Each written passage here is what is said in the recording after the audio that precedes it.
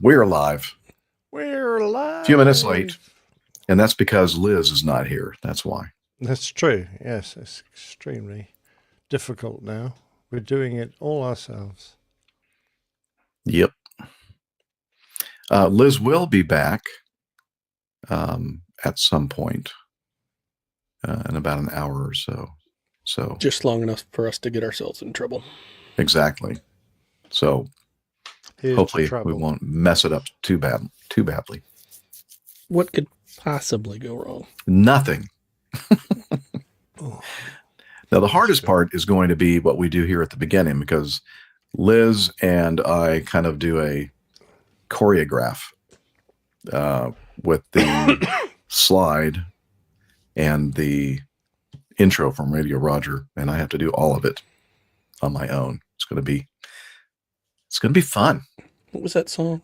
All by myself. All by myself. Much better. Don't want to be. Okay, let's see. We have Tim Van Ram and Tanya. Hello, Tanya. Mike Kuipers, the mayor of APG. Masha in the Netherlands, I suppose. I haul boxes. We're not sure where you are, and I don't think you want us to know. Alpha Juliet, where are you? I'm everywhere. Donna Rose, you're up there in, where was that? I guess New York State, right? In the New York City area. Not sure exactly where. I know you went to that meetup we held in White Plains, but I don't think you live in White Plains. Anybody else? Did I miss anybody? Oh, Ludger. Hello, sir. Thank you very, very much for your very generous contribution. That was very nice. Hey, well, I guess it was for Christmas time or something, huh? Appreciate that. Oh, Nick, I think you know this person that just showed up. Yeah, there's Bob. Hi, Bob. I've just got your message, Bob, so I'm just reading it now. All right. So, as I mentioned, we have guest host with us, AJ, and we don't have our adult in the room. No. Miss We're Liz. unchaperoned. Yes. So not only that, we don't have HR, Dr. Steph, although I don't know. She's just barely an adult compared to the rest of us. That's a nominal title. Yeah, nominal. But Liz has something previously scheduled, and she couldn't. She tried to change it, but reschedule it, but she couldn't. So, I haul boxes. I'm on YouTube, Jeff. Not too difficult to figure that out. You're so funny. It's got jokes. Yeah. But anyway. So she's going to be gone and then back while we're recording in progress. I do have a hard out. Maybe I should rephrase that. But luckily you can't see below my chest. Your age. No medication or anything? I mean, no. It's all natural. Wow. Let's see. I have to sing at the reason why I'm wearing my black shirt is I have to sing at another funeral. Well, I don't have to, but I volunteered to sing at a funeral mass this afternoon. And I need to get there by 12:30. I need to probably be wrapping up somewhere around noon Eastern time or a little bit after. So might be a little bit shorter show today. Yeah. So that's what I have to say about that. Just everybody, I've been talking mostly, but maybe Nick and AJ can talk a little bit, and let's get our Well, I was just going to say, Jeff, what do you call your choir? The black shirts? Is that it? Nope. It's not even a choir, really. It's I see. You're just trying to make a joke about rugby or something. Well, no, I was thinking a little bit earlier than that. A few years before that, different color shirt. What is that? A few years before that, different country, yes. Small skirmish thing happened. Don't worry about it. Oh, okay. My bad. Oh, well. Hello. I wonder if that's another delivery. Don't I sound heard. like it. I'll Was go and that check. Alexa? Yep. I'll go Okay. and check. Hang on. Okay. Anyway, yeah, I sing in there's really Jane, the choir director, she plays the piano, and Jean is kind of the cantor, the official cantor for all of the funeral masses. And then they always invite me to come to add another dimension, the male voice too. So it's kind of like a duet or trio. What was he saying? Is it a trio or a triette? Trio. Cheers. Never heard of a triette. Then why isn't it a duo? Echo, mute. I don't know. I guess you could say a duo. But it's good. a duet. I don't know. Same reason we park in the driveway and drive in the parkway. I don't know. That's right. I didn't make up these rules. Hello, Peter.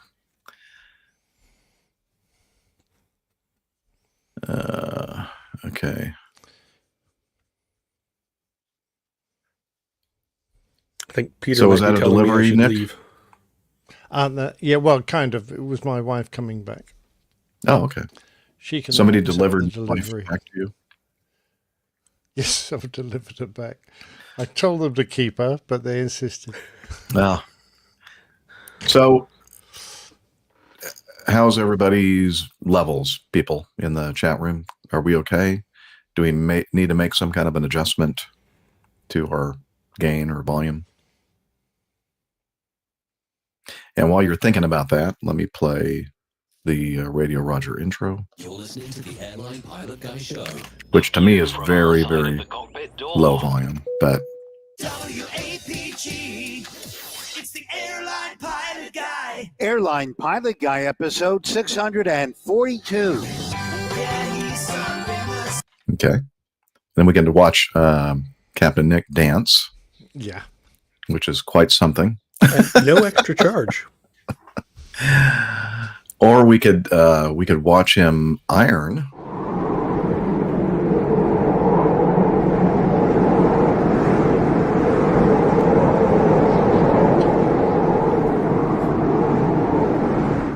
How is he? Do we really want to watch extreme that? ironing? Yes. So Bob's going, what is going on here? What have I got Yeah, myself into? poor Bob. He does such a serious show, all about important stuff. So do we. Yeah. I need to ask Bob something. Bob, are you somebody's uncle? No. Oh, Jeff, you're so Because good. You're I so hear that term funny. all the time, and I'm Yeah. thinking, well, where is this Uncle Bob that I keep hearing about? Well, yeah, there you go. That must be. You've, it must you've be got Bob. him in your audience. Yeah, Congratulations. that's awesome. Okay, well, I think. Are you ready for me to attempt the intro thing? Yeah, good luck. Okay.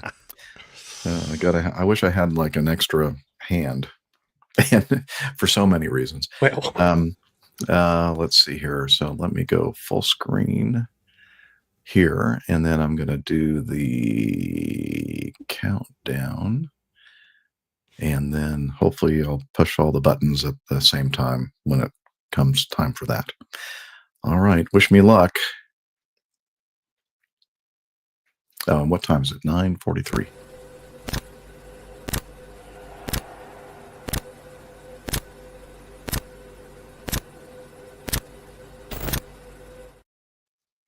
You're listening to the Airline Pilot Guy Show. The view from our side of the cockpit door. WAPG, it's the Airline Pilot Guy. Airline Pilot Guy, episode 642. Yeah, he's up in the sky. It's the Airline Pilot Guy. Hello, you're listening to the Airline Pilot Guy Show, the view from our side of the cockpit door, with your host, Captain Jeff, broadcasting live from the APG Road Vessel Studio, Today's show is recorded on the week of December 2nd, 2024. Yeah, he's up in the sky. It's the airline pilot guy. Reaching by and he's flying by. With the airline pilot guy.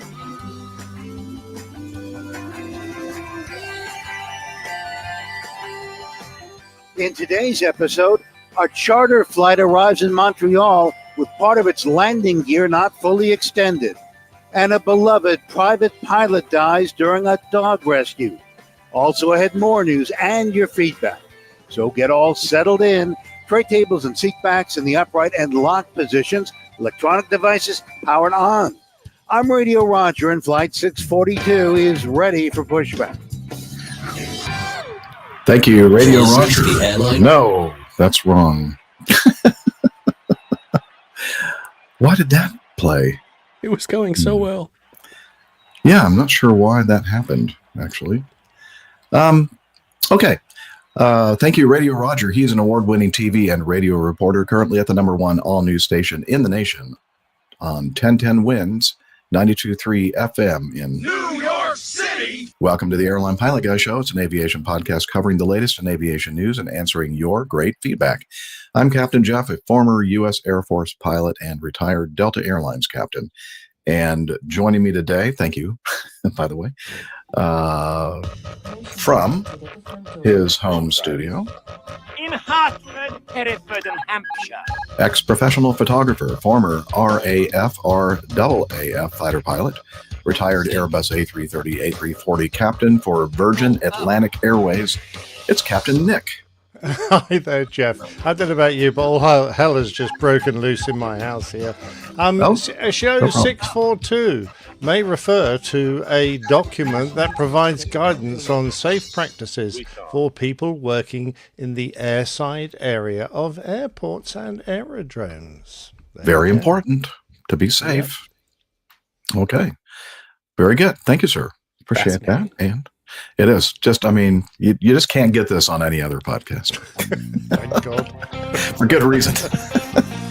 And from his home studio in the North Georgia forests, a race car driver, high performance, high altitude, tail dragging, and complex endorsed instrument rated pilot with an affinity for self-taught haute cuisine and anything with enough horsepower to kill him.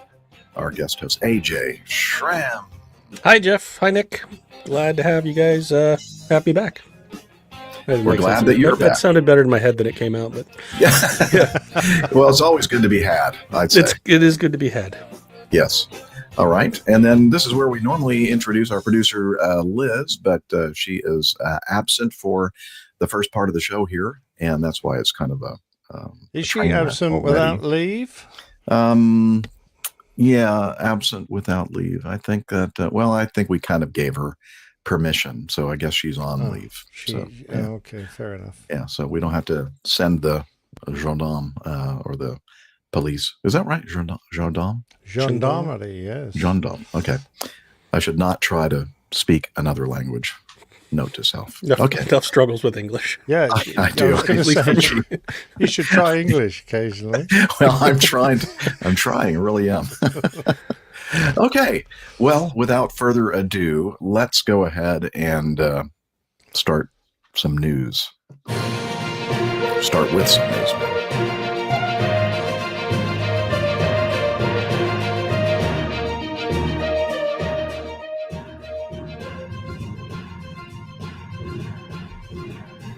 Stand by for news. Okay, our first one is from Aviation Herald.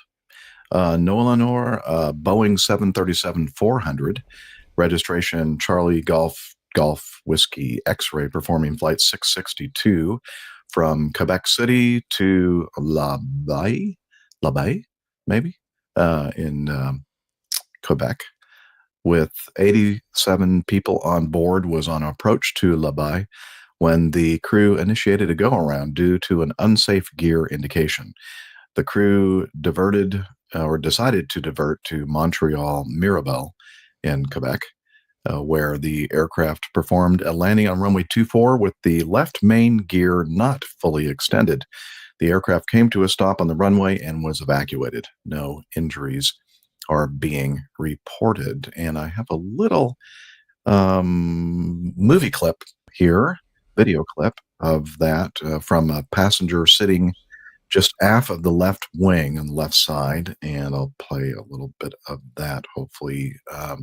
If somebody can I can put this onto the stage here, and then I'm going to do this. Help, I need some help. Okay, here we go. There we go. Oh, kind of a bumpy landing. Kind of listing to the left a little bit. Oh, yeah. That's usually what the interior cabin looks like after my landings. More of an the airplane's turned upside down. Oh no, that's really worse than I thought. It was all going so well, yes. They're all laughing, so it must not have been too bad. But yeah, I think that the landing was a little bit bumpy. There we go. There's everybody else in the view. I have another. Let's see. The photo that I have here on the keynote is the kind of a freeze frame from that video we just watched. But here is the view of the 737 from the front, looking aft. Yeah, you can kind of see that left main gear. Yeah, didn't work so well. But 2 out of 3 ain't bad. Yeah, well, that's true. Well, if only they'd had 4 sets of wheels, they would have been fine. Missing one wouldn't be nearly so bad. True. Yeah. But that's not the way it's designed. It's not a big jet like you used to fly, Captain Nick. All right. Anything else? Yeah. Why do they land flapless? Oh. I'm wondering if they retracted the flaps. I thought it looked like they were down in the video. Landing roll. Yeah, I think in the video. Can you play the video again? Yeah. I'm pretty sure I can. Let's see. There we go. Yeah. Whoa, you're right. They're not. And no spoilers either. Well, there's one trying to come up there, but... That's interesting. I hadn't noticed that before. Exactly what I would say. Well, that's when they roll upside down. And then they're the right way up again. Lucky them. Yeah. I don't know. I don't know why they didn't have the flaps out. That doesn't make sense to me. I mean, why would that be part of the procedure for landing with one of the main gear retracted?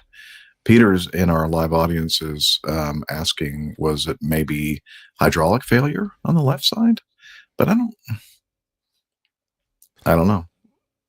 Well, I don't know how the 737 directs its hydraulics, but normally all the flaps would be run by one or two hydraulic systems. So, and you know, you'd lose everything, or you'd lose. You wouldn't just get one flaps on one side. Actually, Peter, I'm just misinterpreting what you're saying. Yeah, they could have lost a hydraulic system. But I don't know why. The loss of a hydraulic system wouldn't normally prevent you lowering the gear, because normally it has a backup, but perhaps they had to do a gravity drop and one of the wheels didn't lock in place. I don't know. Yeah, there might be a lot more to this than or is being revealed in this article on Aviation Herald. I'm also curious as to their choice of diversion airport, going because they were headed north, it looked like, on the flight track, and then they diverted and went past their original airport all the way back down to Montreal. Maybe they have more options for maintenance and connections and that sort of thing down in Montreal, Mirabel. But you know, in this case, it's not like they're on fire or they have to. It's not an urgent. You don't have any time. Right. You got to get it on the ground right away. So, I think if it's within a reasonable distance and time, I think that they kind of allow for that decision making.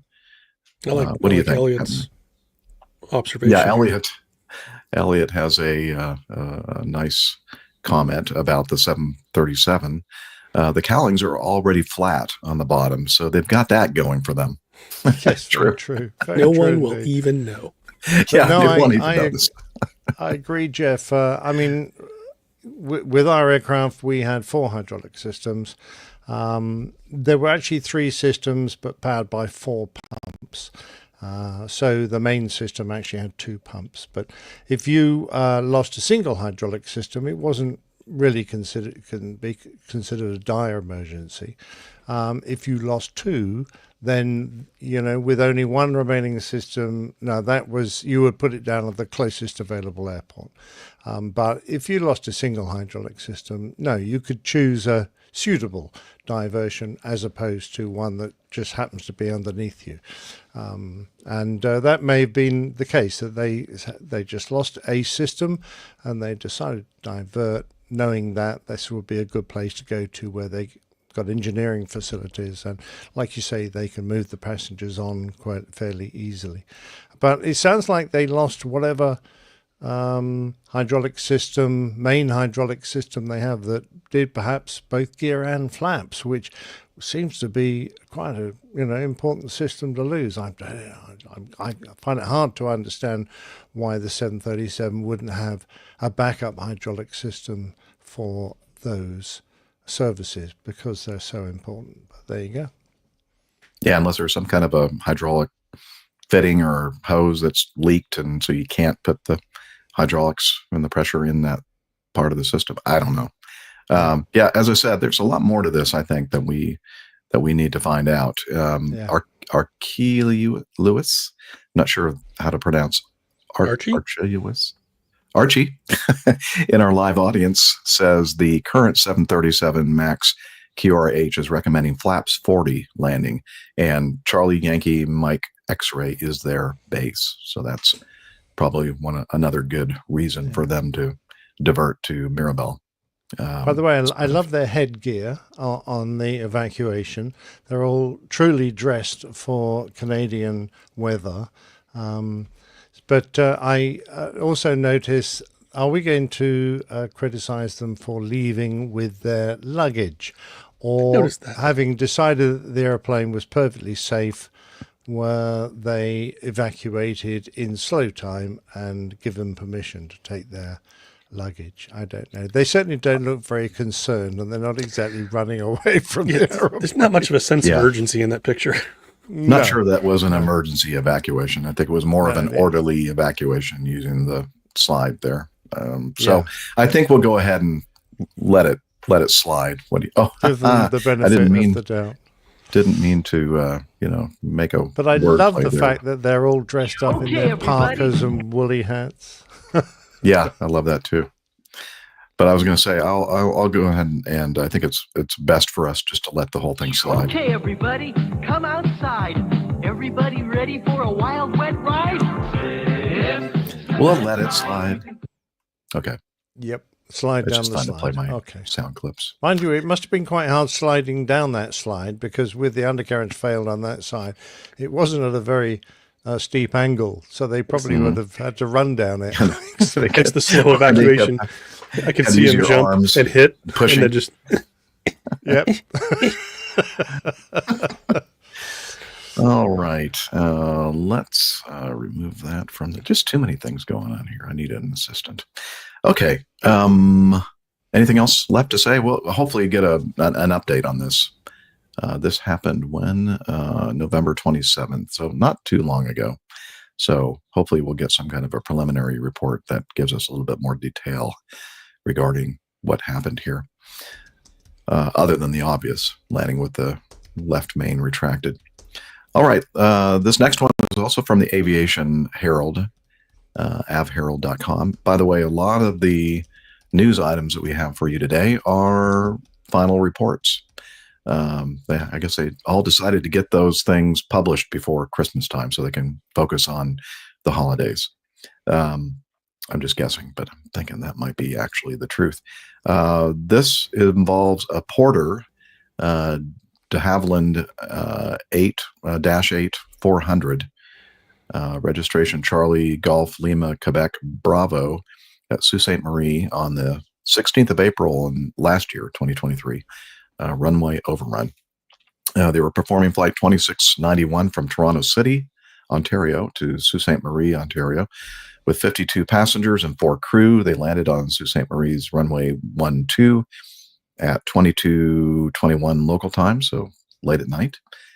But they overran the end of the runway, came to a stop on soft ground about 85 meters, or about 280 feet past the end of the runway. There were no injuries. The aircraft sustained minor, if any, damage. I think I have a photo of the aftermath of this overrun. And here we go. Yeah. So looks like pretty nice, flat, grassy overrun area. Good Lord, how many times did they overrun? Look at all those trains. Not the first one. Yeah. Didn't get it right. Didn't get it quite right. Tow us back up and we'll have another go.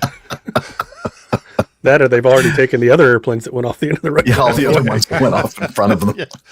They moved out of the way. On the 1st of May, 2023, the Canadian TSB reported upon arrival, the flight crew performed the RNAV approach for runway 12. However, after touchdown, the aircraft overran the end of the runway. Yeah, we see that. The aircraft came to a stop about 200. Okay, we already talked about that. So on the 20th of November, 2024, not too long ago, the final report was released by the TSB. And let's see, once the contributing factors and causes here, once the aircraft was over the runway, the flight crew's focus briefly shifted to other tasks. Where's my coffee? Yeah, exactly. I need to fill out that report. Can you hand me that pen over there, please? Yeah, and with the limited visual cues available during the night landing, they did not recognize that the aircraft was further down the runway than expected.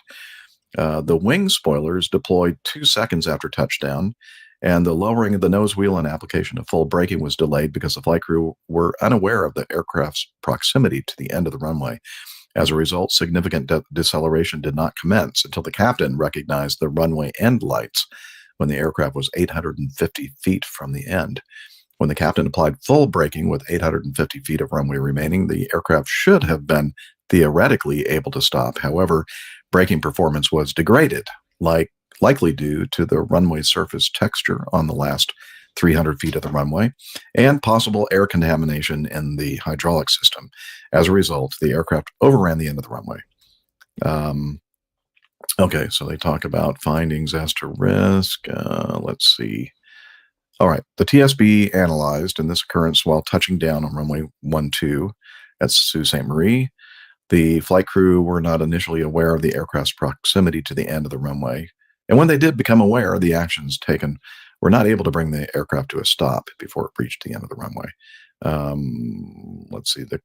The occurrence's aircraft's approach into CYAM was conducted during night and light rain. The crew's plan was to touch down between 1,000 and 2,000 feet from the beginning of the runway, with taxiway Juliet located approximately 2,000 feet from the beginning of the runway, marking the end limit of the expected landing zone. Okay, so they had briefed this and they kind of had planned to get it down within the first 2,000 feet, and that taxiway Juliet was going to be that visible marker that's the end of my touchdown zone. The primary visual indicators that were available to assist them in their landing were the runway edge lights, the taxiway lights and signs, the lights of the intersecting runway, and the runway end lights. While the aircraft was passing taxiway Juliet during the final approach, the captain was checking the pitch indicator to monitor for a pitch angle greater than or equal to 5 degrees per company procedures to avoid the risk of an aft fuselage strike. At that point, the FO was focused primarily on the runway surface to ensure the aircraft's proper contact and alignment, given the visual challenges associated with conducting a landing at night and in light rain. It's therefore likely that the crew did not either perceive or process taxiway Juliet as they passed it during this phase of flight. Okay, so the FO, they're saying, was focused on getting a nice touchdown, looking maybe directly at the runway surface and not looking at any of the other cues in his peripheral. The captain was, doing the crossword puzzle. No, he was looking at the PFD to make sure that the pitch wasn't too high, because I guess the 400, the Q400, has a tendency to have some tail strikes if you go more than 5 degrees positive pitch. So, zoom, they go past taxiway Juliet, the marking of the end of their touchdown, or their planned touchdown zone. Okay. When the nose gear touched down completely with 1,700 feet of runway remaining, the FO initially applied only light braking in accordance with company after landing procedures, which was not immediately corrected by the captain, indicating that the crew was still not aware of the aircraft's proximity to the end of the runway. One of the ways in which a flight crew's situational awareness on a runway can potentially be improved is the use of signage dedicated to indicating remaining runway length, as you would find here in most airports in the U.S. anyway. And I would imagine also in the UK, Captain Nick? Only in military, and this is something I was going to bring up. I'm not familiar with signs marking the number of feet or runway distance remaining, even in the States. I don't think I can't remember an airport where I've seen it. Almost every runway that I ever landed on, and my experience had the runway remaining markers. I don't know why I wasn't aware of that, but I don't ever remember seeing it. But so I was going to say, why do military airports have this facility? Because after all, it's about the cheapest thing you can possibly put up on a runway that is incredibly valuable, and that is distance remaining. All the RAF airfields had it in thousands of feet, so just 10, 9, 8, 7, 6, 5, 4, 3, 2, 1, easy enough. So I was going, well, that should be it. You shouldn't need to have to identify a taxiway and then say, right, that's the end of our touchdown zone. You should just be able to look out at the signs. And another thing, being that this was at night, at least a lot of the airports that I've flown in here to the U.S., depending on which lighting system and all that, but the centerline lighting will actually change as you get down to, I think it's the last 3,000 feet of the runway, somewhere in that ballpark. It changes to alternating red and white instead of white centerline lights at, 1,500 feet maybe, or 1,000 feet, that they turn to solid red. Yeah, I can't remember exactly. I think 1,000 feet. 3,000, it starts alternating, and that goes on for 2,000 feet. So the change to all red is at 1,000. At 1,000 feet remaining. Ooh, yeah. But this airport did not have centerline lights, and it had no touchdown lights as well. So it only really had edge lighting. Yep. Well, did the edge lighting not change color as well? No. I guess it did. Well, it should do. They should be white, except on instrument runways where yellow replaces white for the last 2,000 feet. Or half the runway length, whichever is less. So we would have been at 2,000 feet on this runway. Well, according to the TSB here, situational awareness can also be improved by having yellow runway edge lights in the last portion of the runway, indicating to a flight crew they have reached the last third or the last 600 meters of the runway. Although newer runways are approved under these requirements, many airports like this one were certified under previous standards and still have white runway edge lights all the way down. So they did not have that. If only we just read a little bit more. Yeah. Yeah. That happens. But that's a lot naughty. here. Because I don't think it's expensive just to change some the color of the light bulbs or whatever. Well, it's got to go to committee, and then that has to be approved, and then you have to get a contract. Yes, you're quite right, of course. But no, it would have saved this guy a lot of hassle. But having said that, don't you, Jeff, when you were landing and you were starting to float a bit and things weren't going in the normal cadence of, past the end of the runway, 50, 40, 30, 20, retard, down you go, and you're drifting and you're consuming runway, doesn't the hairs on the back of your neck start to rise? So, just from your own body clock and your own knowledge of the rate at which things happen during the landing, you would, I'm sure, already be going, we're landing long. What's going on here? Why aren't we down? And I'm just a bit confused as to why both of the pilots persisted with the runway when they were obviously now concerned, should have been concerned that their landing cadence hadn't been going right, as it were. Mm-hmm. I don't know a better way to put it. Yeah, the TSB kind of gives a possible idea as to why they didn't think they were as far down as they were, is that when they crossed the crossing runway that had some lights on it as well, I think that they perceived that as taxiway Juliet, their pre-briefed end of touchdown zone visual cue. And so they perhaps mistook the crossing runway as taxiway Juliet. So they were much further down, but they didn't think they were. They thought they were, exactly where they were supposed to be, that they had touched down before that. That runway is at least 1,000 feet past taxiway Juliet. Yeah, that's a problem. I mean, it's more than halfway down the runway, the crossing runway. So I'm thinking by then you should really have a good feeling for the fact that the runway. Anyway, they didn't. So, right. Yeah, and this was the result. And they're talking about a little bit later in this report about the use of propeller reverse thrust. Now, I know that Captain Nick and myself do not have experience flying turboprop aircraft. I don't know, AJ, do you have any experience? A little bit. Okay. Not a lot. So you're a little bit familiar with beta and reverse propeller thrust and that kind of thing.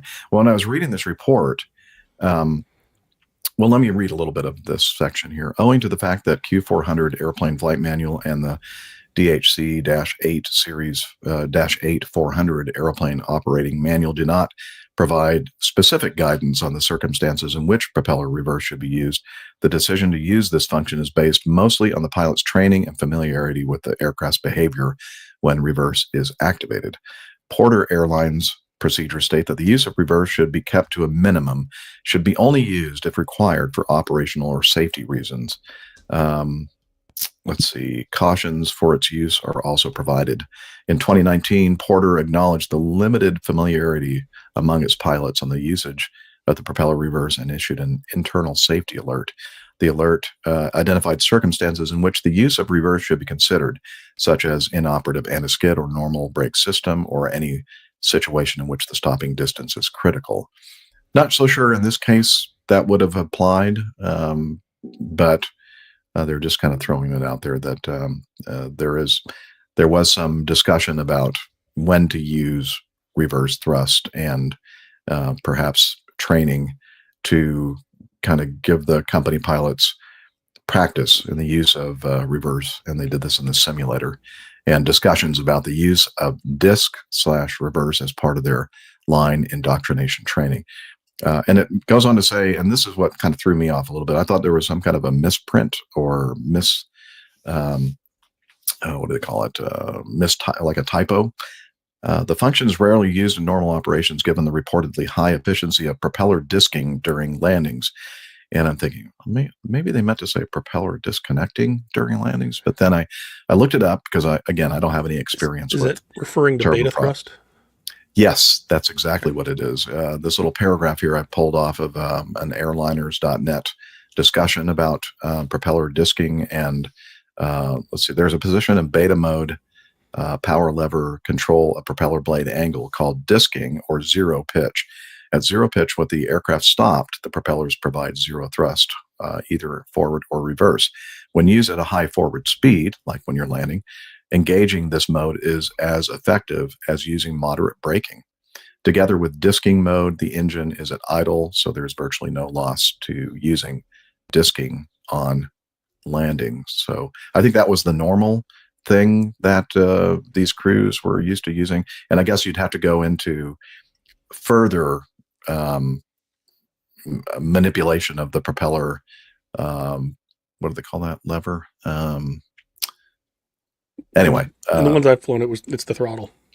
Okay, they would have had to gone to a even past that setting to get into reverse thrust, which would definitely give you even more enhanced slowing performance. On the Malibu, there's a lever on the front that's a lockout.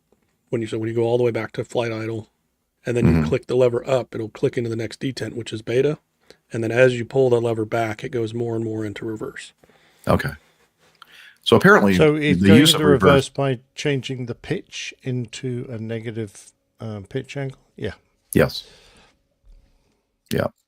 Which I think is pretty hard on it adds a lot of strain to the engine itself, which may be one of the reasons that a lot of companies don't want you to use it unless you have to. But well, it strains the propellers or strain the undercarriage in this case.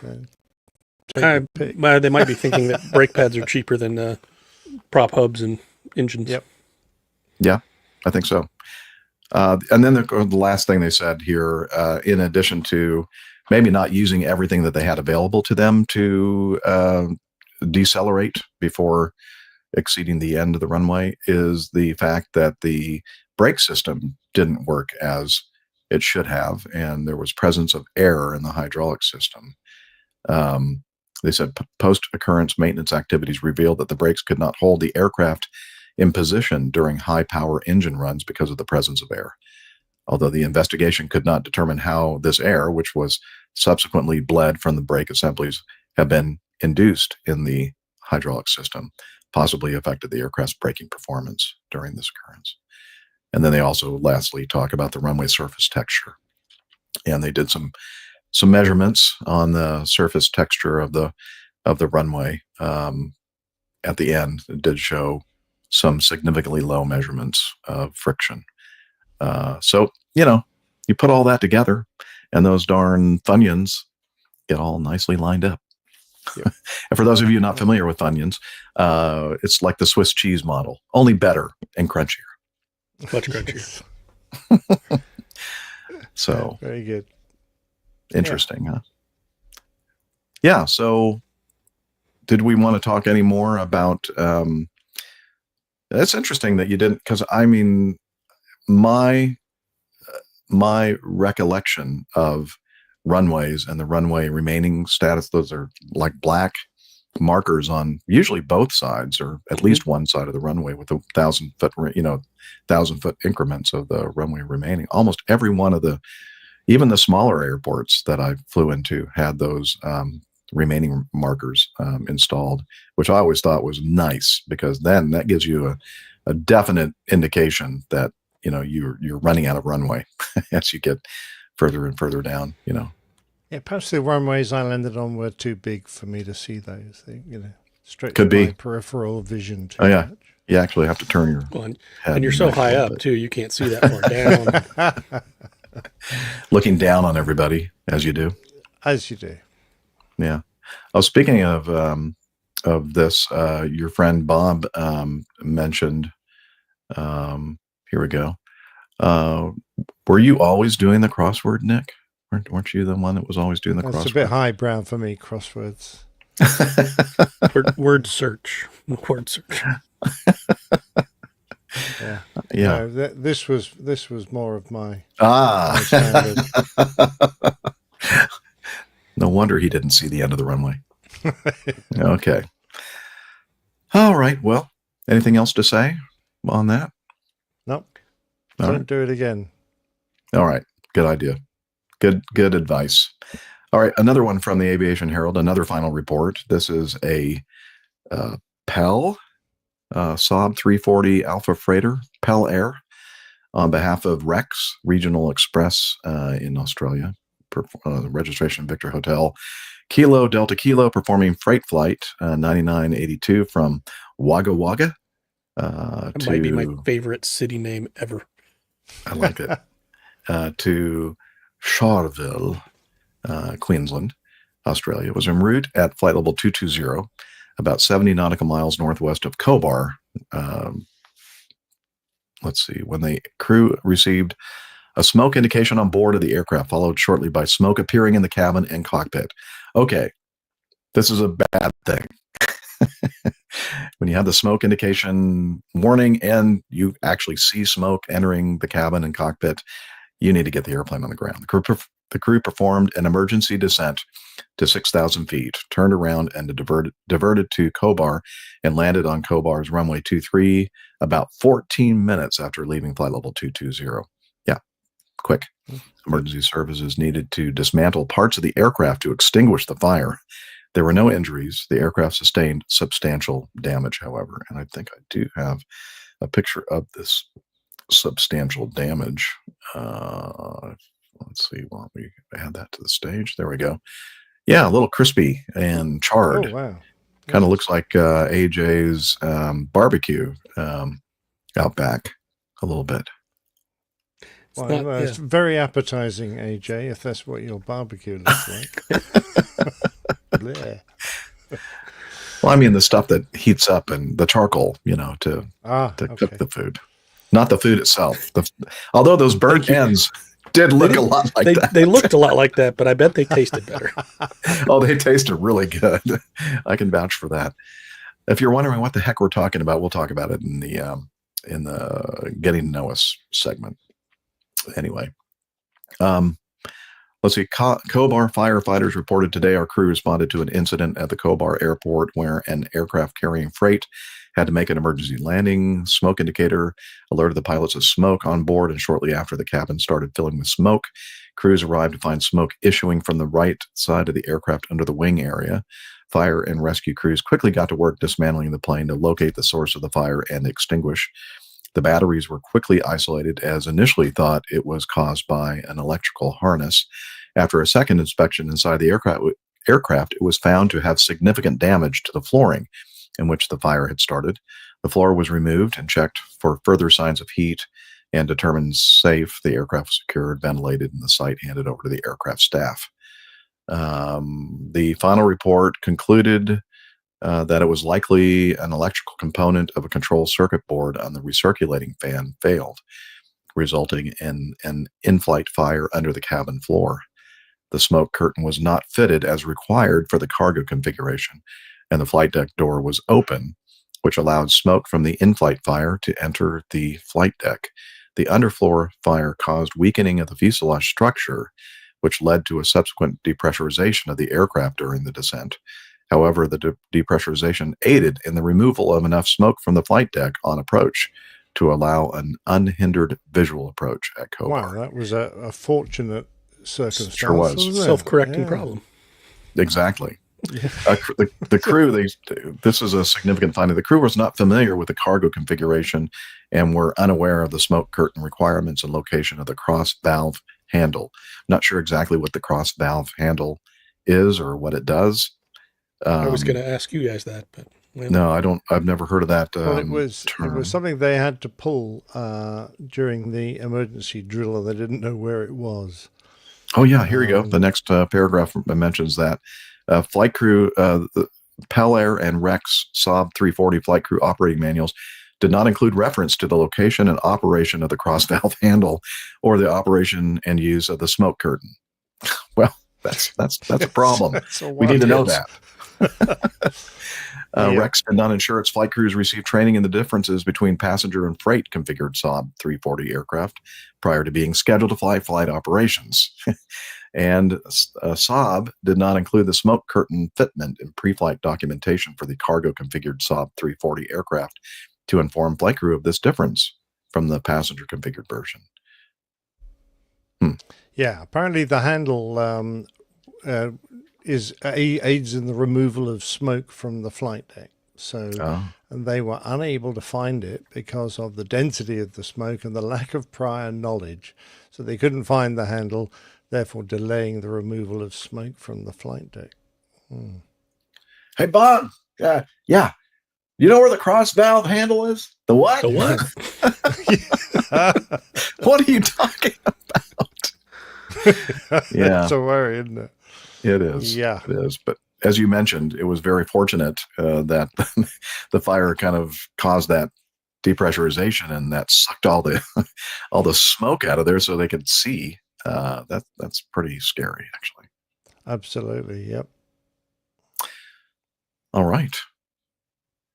Let's continue with this one. Another final report on Aviation Herald. This was a Ryanair Boeing 737-8 MAX. Well, there's your problem. Well, that at and London- Ryanair. Yeah, well, yeah, that two together is There's a lot going on. at Sucking London up to- on December 4th of 2023, so a little over almost exactly a year ago, a year and 2 days ago. A rapid descent during a go-around. The Ryanair Boeing 737-8 MAX was performing flight 1269 from Klagenfurt, Austria to London Stansted. Was on final approach to Stansted's runway 22, descending through about 1,900 feet MSL at about 145 knots over the ground, about 3.2 nautical miles before the runway threshold at 11:03 local time, when the crew initiated a go-around due to an unstabilized approach. The aircraft accelerated, climbed through about 4,000 feet at 197 knots over the ground when the aircraft began to rapidly descend to 2,175 feet. Within 17 seconds, accelerating to 280 knots over the ground, climbed and descended a second time, reaching a minimum height of about 1,700 feet. The aircraft subsequently climbed to and stabilized at 3,000 feet, positioned for another approach, and landed without further incident about 12 minutes after the initiation of the go-around. The British AAIB reported they have opened an investigation stating high speed and high nose down pitch attitude during go-around. London Stansted. On the 21st of November, they released their final bulletin concluding the probable causes of the serious incident were, the serious incident occurred because the missed approach altitude, MAA, was not set in the mode control panel before a go-around was performed. Okay, that's a no-no. It was not set to the missed approach altitude because the flight crew were attempting to intercept the glide slope from above. Okay. This required the MCP selected altitude to be set at a height below the aircraft, and the MCP selected altitude was not adjusted to the missed approach altitude following the decision to go around before it was executed. Yeah, I don't know about you, Nick, but I mean, one of the first things that we do when we initiate a go-around procedure is set or recheck missed approach altitude and heading, just to make sure that everything's set up properly so you don't encounter this kind of a situation, especially when your autoflight system is flying the miss. You want to make sure you have all the... It is very important, but I don't think we had a specific statement. We certainly had a check of missed approach altitude at 1,000 feet, so 1,000 feet missed approach altitude set was one of our calls.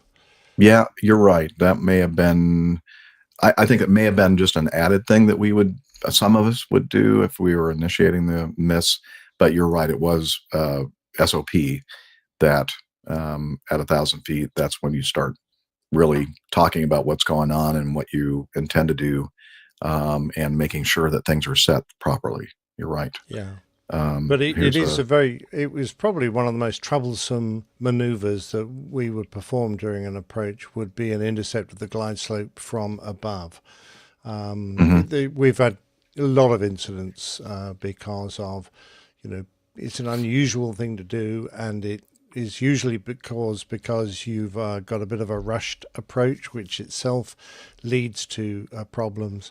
It was common for people to just put the aircraft into an open descent, which is very dangerous because there's no capturing of some of the safety factors and no adjustment of the speed to give you a safe margin when you do that. So we had to have a whole procedure of what we're allowed to set when we were doing an intercept from above. So as soon as you start doing those, everyone's hackles used to rise a little bit. Mine certainly did anyway. Yeah. Here are some worries, in my opinion. The approach and go around were flown in instrument meteorological conditions, IMC, and hence the pilots had no external visual references. During the go around, the pilot flying was fixated on the flight directors did not recognize that they did not command a level off at the MAA, the missed approach altitude, until it had flown through it. You can't, I know these are situations where you're not normally used to being in, unless you're in the simulator and training. A lot of things are happening, and you're feeling things that you normally don't feel. But you cannot fixate on the flight director steering bars, because you have to keep your cross check going and look at your altimeter and all these other, important instruments, airspeed, altitude, etc. You just can't focus on the flight directors, because sometimes the flight directors won't tell you exactly the right thing to do.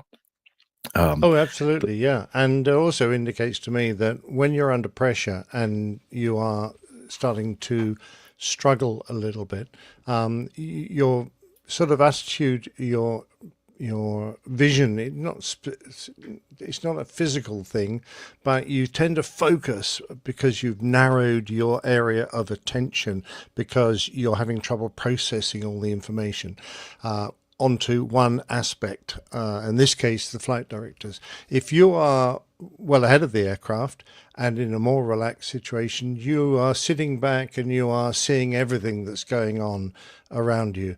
So it indicates to me that the captain or whoever was flying the airplane at that time was struggling with being overloaded.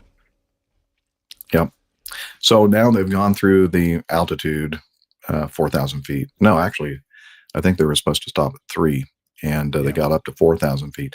The subsequent recovery maneuver from the level bust was probably exacerbated by the thrust levers being moved from a high power setting to idle, resulting in an excessive nose down attitude, rate of descent, and indicated airspeed for the aircraft's configuration.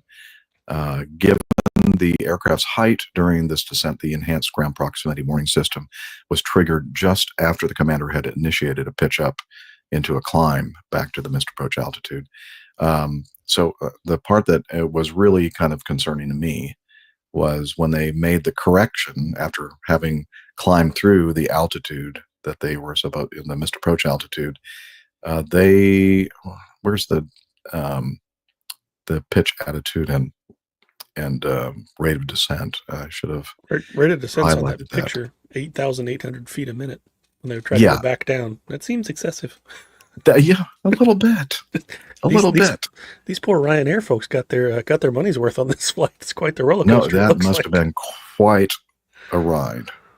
Let's see. When the commander recognized he needed to lower the nose, which initially set between 5 and 10 degrees nose down. I mean, that's even a lot, actually.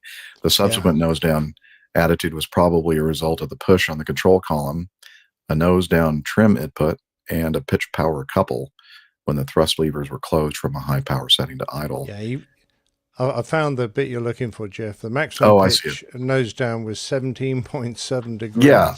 What? It's a lot of ground in that windscreen. Horrible.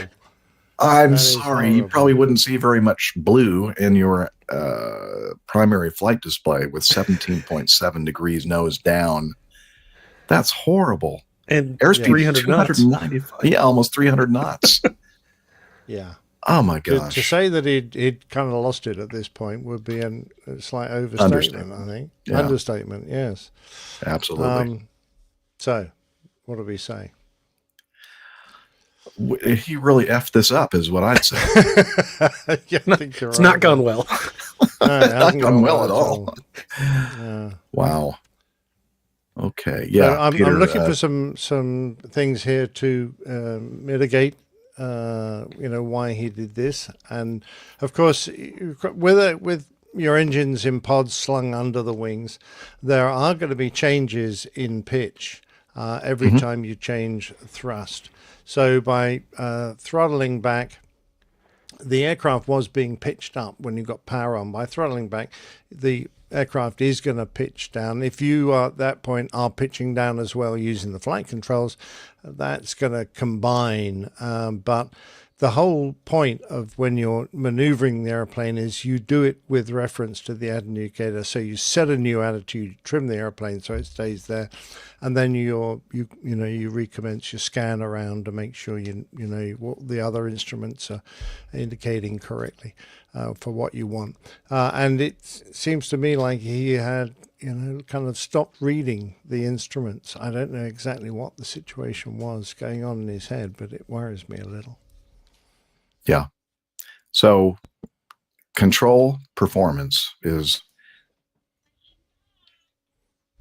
okay. I guess we're hearing that in Unity. Hopefully. Yeah. Okay. Our producer Liz has returned from her errands, and she is going to thank you. Take over. If you'll go to, you see the slide that I'm on, Liz. No. Yeah, but no. You see, look over here on the bottom. You see the my Jeffy screen share. Okay, that's what we're. But don't put it up yet. Just that's what I'm going to be. That's where we're. Okay, sure. All right. Where were we? I was talking about control performance.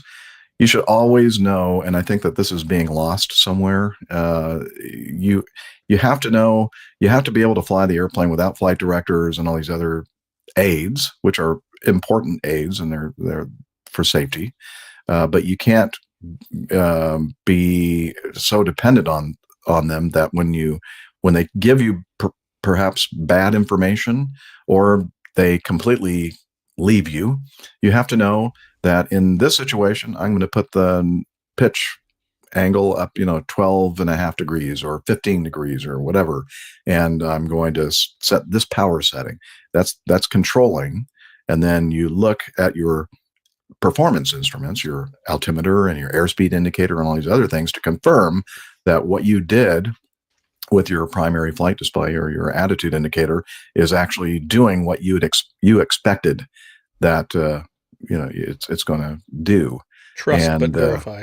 Yes, exactly. So, and it seems to me that now, in this situation, I'm sure, there was a lot going on. They weren't expecting to do a go around. They were behind the airplane. And that's the whole point of them doing the go around was it was an unstabilized approach. So before they even initiated the go around, they were already unstabilized, and it just continued to be unstabilized and getting worse. And you just have to kind of shake yourself out of it and go back to the basics. And that's the thing that's most concerning to me, that they seem to be just way behind the airplane all throughout this entire thing until they finally recovered from the 17 degrees nose low and 8,800 feet per minute descent. They weren't very high above the ground. Mind you, they were doing an instrument approach, and they're only 1,500 feet above the ground or so, 2,000 feet above the ground. I'm not sure the exact height of the elevation. I think ground was 400-ish feet because it was 21 and 16 or something like that, or maybe a little bit less. Okay. Yeah, this is definitely a concerning incident, and yeah, I mean, it was affecting them both as well, because the first officer was the pilot monitoring. He was supposed to make calls when you get to excesses. For example, when the speed became excessive, he's supposed to call that to bring it to the attention of his captain, and there was a requirement for him to call speed at 195 knots, plus, which is V-fly plus 10. I'm quite sure what that is. But he didn't call it till they were 40 knots over that speed. So he's obviously startled by the, I think probably the abruptness and the exaggerated maneuvers that were being flown. And so he was distracted from doing his job. So that both of them aren't really struggling to cope with the situation. They've put themselves, I might stress that, put themselves in. I like the way this words this. Says the co-pilot was experiencing some form of startle and surprise by the dynamic nature of the maneuver, meaning the Yeah, exactly. Yes. Very dynamic. Also, Yeah. I noticed maneuver spelled funny. It's very strange. It's spelled French properly. maneuver. It's spelled properly. That's Yeah, not the word you were looking for. There was no suggestion of a cinematographic illusion, but they did say that it is. It wasn't a perceived visual illusion. So it's unlikely that the commander experienced spatial disorientation. They don't say what they thought would have caused it, though, but other than the fact that the commander was taken aback by the level bust. So, and made a significant pitch down. So, well, it also seems like there was a significant acceleration, too, because they went from 140-something knots to 235 pretty quickly. So, well, once they did pitch down, I don't think he made any attempt to concern himself about the speed. He just let the speed run away. I'm talking about on the initial go-around. Oh, right. Okay. It seemed like it. I'm trying to find it again, but I remember seeing in there that it was pretty quick. Here we go. So they were doing 197 knots over the ground within 17 seconds, accelerating to 280 knots. I guess that's not that fast of an acceleration, I mean. Well, but it's only a 737. Yeah, well. And it's a max, yeah. Yeah, it is a max. Well, it's got those big engines. But just thinking of what you were saying, the cinematographic illusion, that could have been, that acceleration gives you that feeling that you're pitching up. So maybe that increased his reason for nose down, or his feeling that he had to put the nose down. I don't know. But I think they're probably discounting that because at the time he was throttling back, so it would have been the reverse of an acceleration illusion. But I don't know. They've obviously looked at it a lot more than I've had time to. Well, I'd say the whole thing was a mess.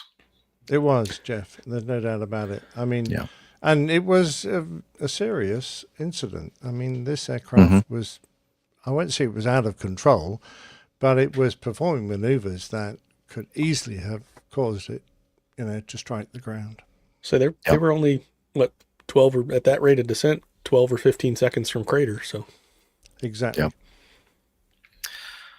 Okay. Well, I'm glad that we were able to cover it and, point out the importance of,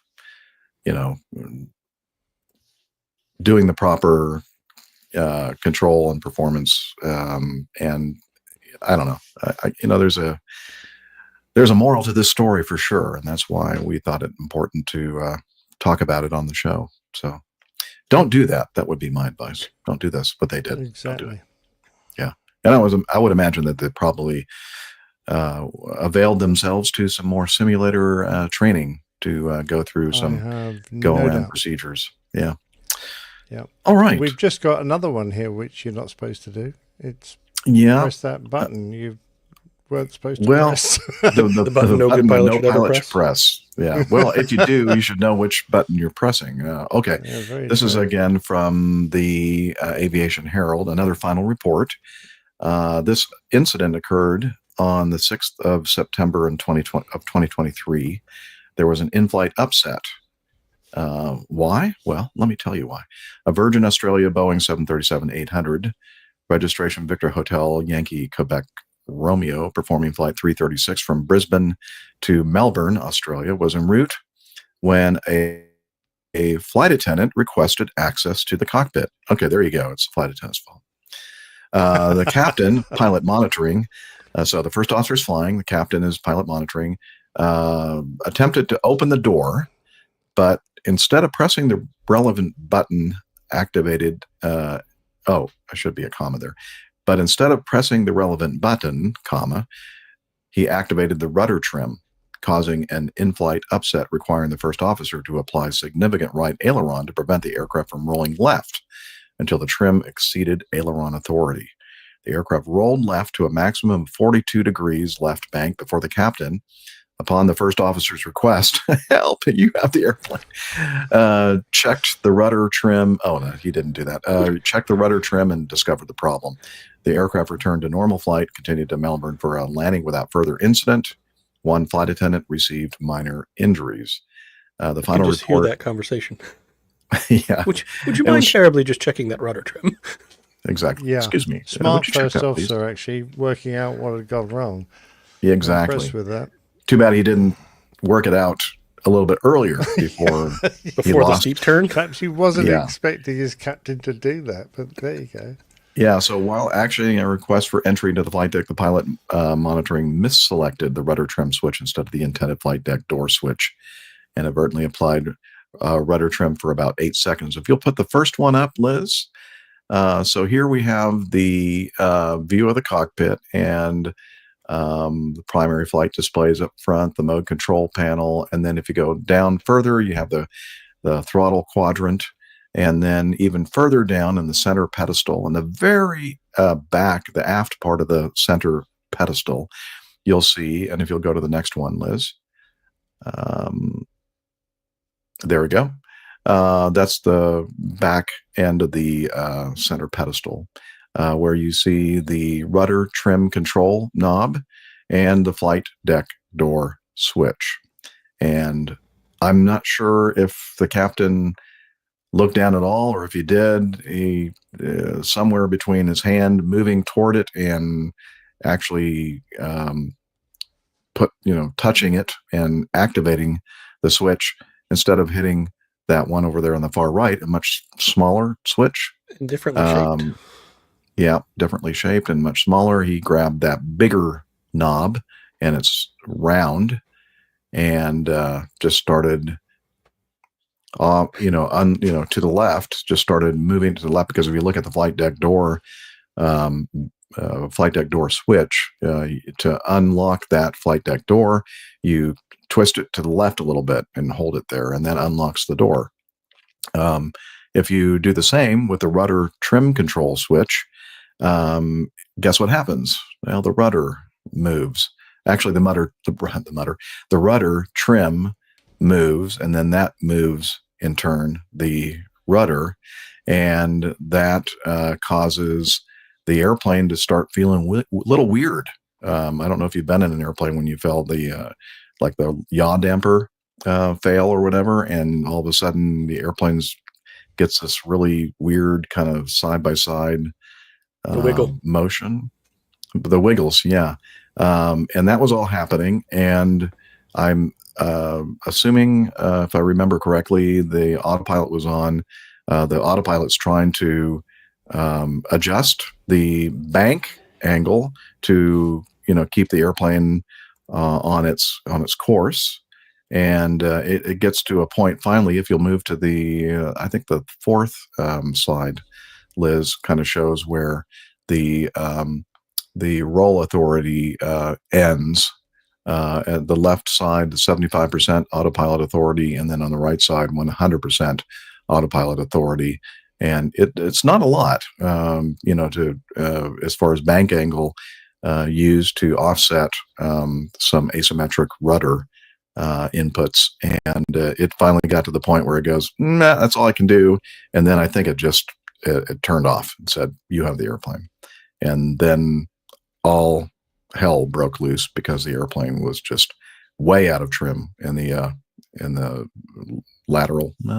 longitudinal axis, with the rudder trim almost full left, I believe.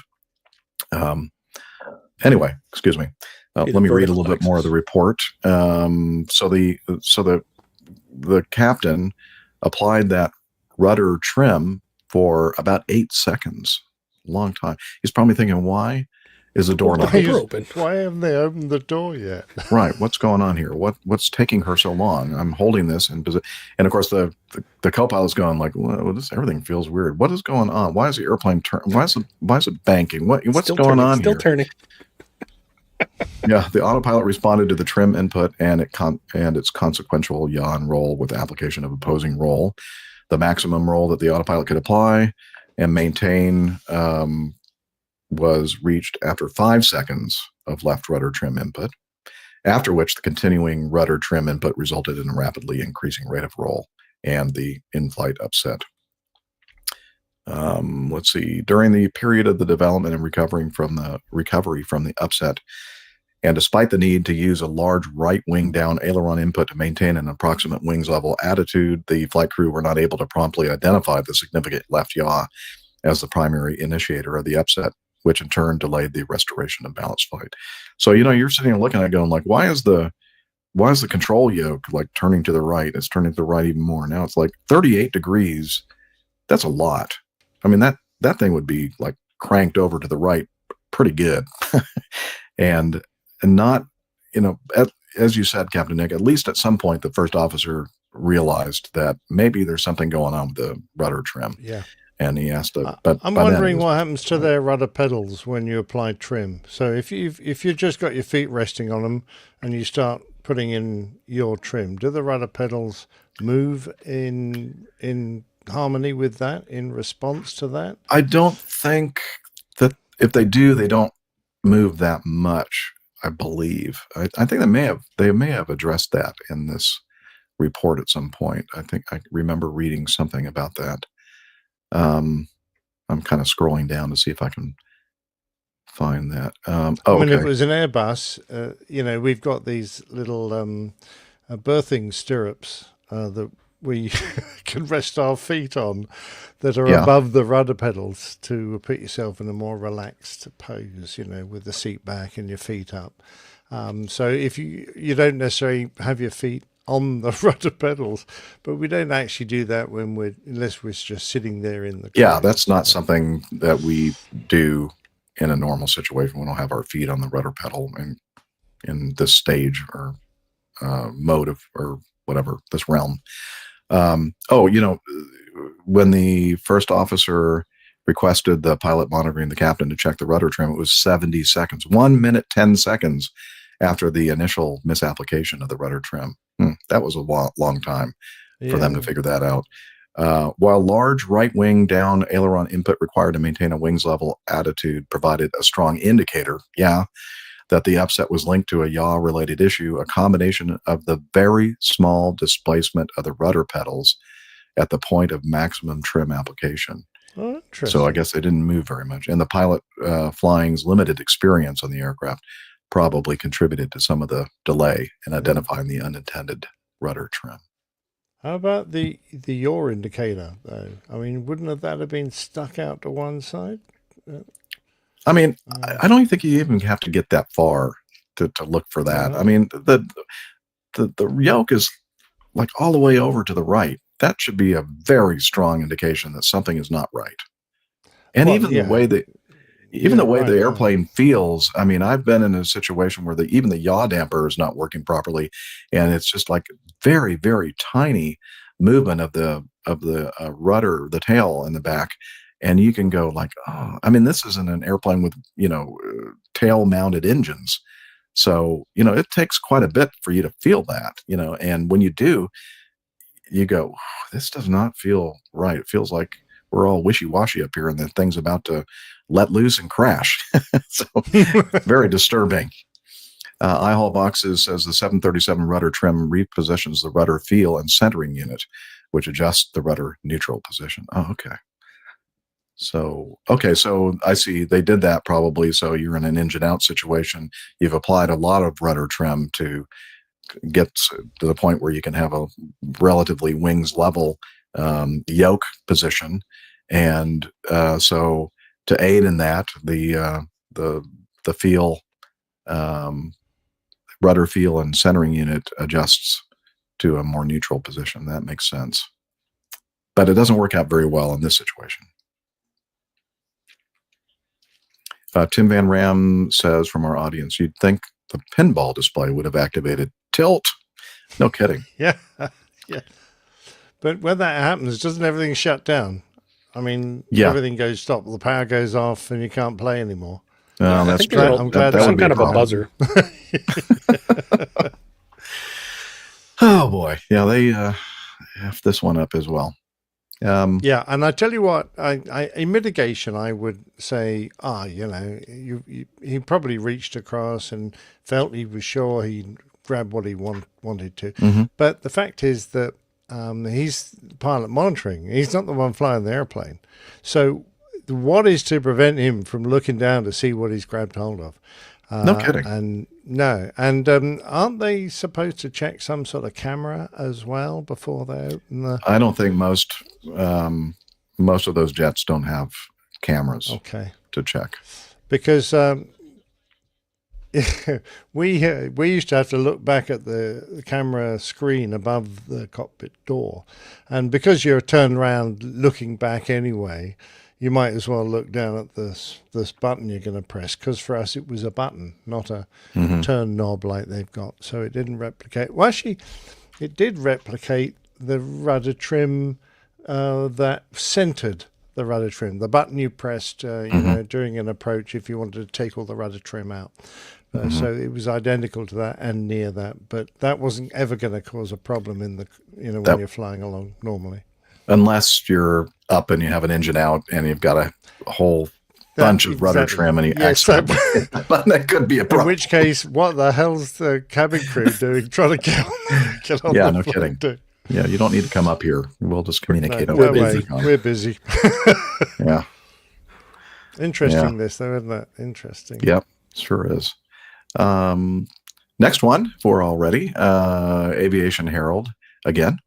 And this involves an accident of Finnair, Oiji, ATR 72212 Alpha. Let's see, this happened on the 12th of November, 2024. They were flying from Kuusamo to Helsinki, completed an uneventful flight with a safe landing on Helsinki's runway 15, taxied to the apron. During disembarkation, it's not easy for me to say. During disembarkation, when they were getting off, a passenger leaned on the handrail, which collapsed. The passenger fell face down onto the tarmac and sustained serious injuries. Ouch. That's no good. Let's see. Finland's Accident Investigation Board, the Onnettomuustutkintakeskus. Pretty damn close. Nailed it. Very good. That's not Where bad. is my bell? Come on. Here we go. We'll give you over 50% for that. Nope, I'm sorry, the wrong one. 50% at least. Yeah, at least 50%. Yeah, the rated that organization, Accident Investigation Board, rated the occurrence an accident, an open investigation. The only reason why we're covering this, honestly, is because Liz wanted me to try to pronounce this Finnish word, Onnettomuustutkintakeskus. Or quit while you were ahead. Yeah. Onnettomuustutkintakeskus. I did it better than she did, I'd say. Okay. Yeah, she sounded better. Yeah.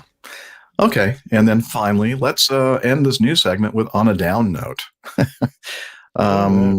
Let's see. This is from the NewYorkTimes.com. Let's see. After beloved pilot dies in crash, or beloved, I guess would be the best way to say that, 2 rescue dogs rescue themselves. Liz, if you'll put a picture of this gentleman here, Suk Kim, who leaves behind his wife and 3 children, had begun flying on animal rescue missions in recent years, his brother said. When a pilot on an animal rescue mission died in a plane crash in upstate New York, a dog he was transporting also died, but 2 others survived, including one that was found in a snowy hole he had dug with broken legs. Oh, my Lord. Oh, my heart breaks. Yeah. Suk Kim, the pilot, 49 years old, was traveling to Albany with 3 dogs from Maryland when he crashed on Sunday in Windham, New York, about 35 miles from Albany in the Catskill Mountains, according to authorities. Peter Kuzminski, the Greene County sheriff, said Mr. Kim had experienced poor visibility during the flight and had requested permission to change his altitude because of turbulence. The sheriff said that the authorities subsequently received a no-voice 911 call from Mr. Kim's phone about 6:10 p.m., followed by calls from the Air Force and an Albany airport saying that Mr. Kim's plane had disappeared off their radars. It was a Mooney M20J. They found it amid a large area of debris on the escarpment trail. Its wings were detached and its cockpit and tail were severely damaged. It took rescue teams hours to hike through about a foot of snow in the dark to find the plane. The rescuers found 2 survivors nearby. Pluto, an 18-month-old Yorkshire Terrier mix, was found on a mountain ridge with minor injuries. And then Whiskey, a Labrador Retriever mix, was found in the hole he had dug despite being injured, the broken legs. Whiskey was taken to an animal hospital for treatment. Let's see. Mr. Kim's wife, Anna Kang, wrote on Facebook that she was heartbroken, but that her husband, with whom she had 3 children, had gained his angel wings, doing what he loved. His older brother, Sejin Kim, sounded distraught as he recalled Suk's smile when they joked together last week. "See you later," was the final thing he remembered his brother saying. The family immigrated to the United States from Seoul, Korea in 1985. The brothers grew up doing most things together, including racing motorcycles. He said his brother always had a passion for speed, took up flying during the COVID-19 pandemic. As he learned how to navigate the skies, Suk Kim connected with other pilots who volunteered for animal rescue groups. He began trying to save animals by helping nonprofits fly them out of kill shelters. We're all going to miss him a lot. He just loved the air, altitude, speed, and freedom of flying. So he worked with a couple different organizations, Pilots and Paws, Happily Forever After Rescue in Connecticut. That's a cute name. The president of that organization, Happily Forever, F-U-R, ever, said she had cried more than she thought she ever could when she learned of his death. Anyway, very sad. That is.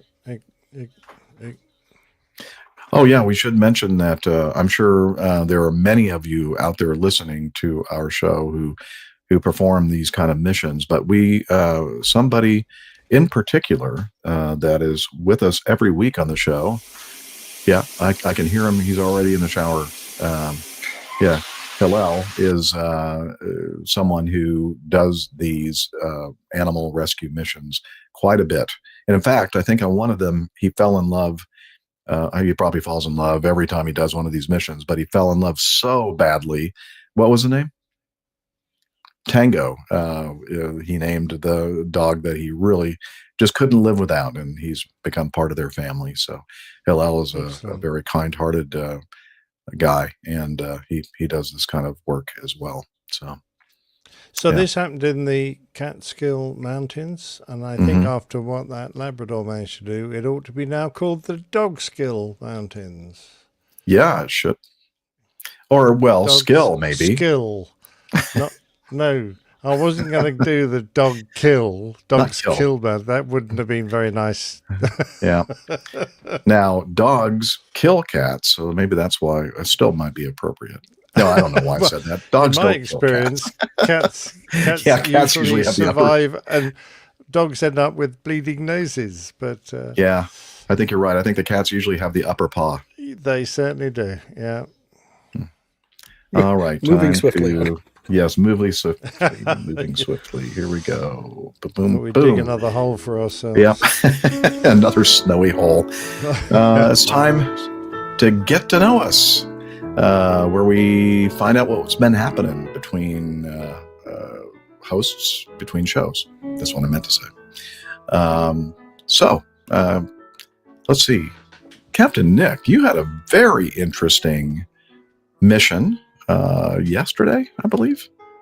Or was it the day before? And I don't know if Bob is still in the audience, but the fine fellow who I have mentioned in the last few shows, who has his own podcast, Leading for Life, that's number 4, Leading for Life, had arranged to interview a fascinating chap.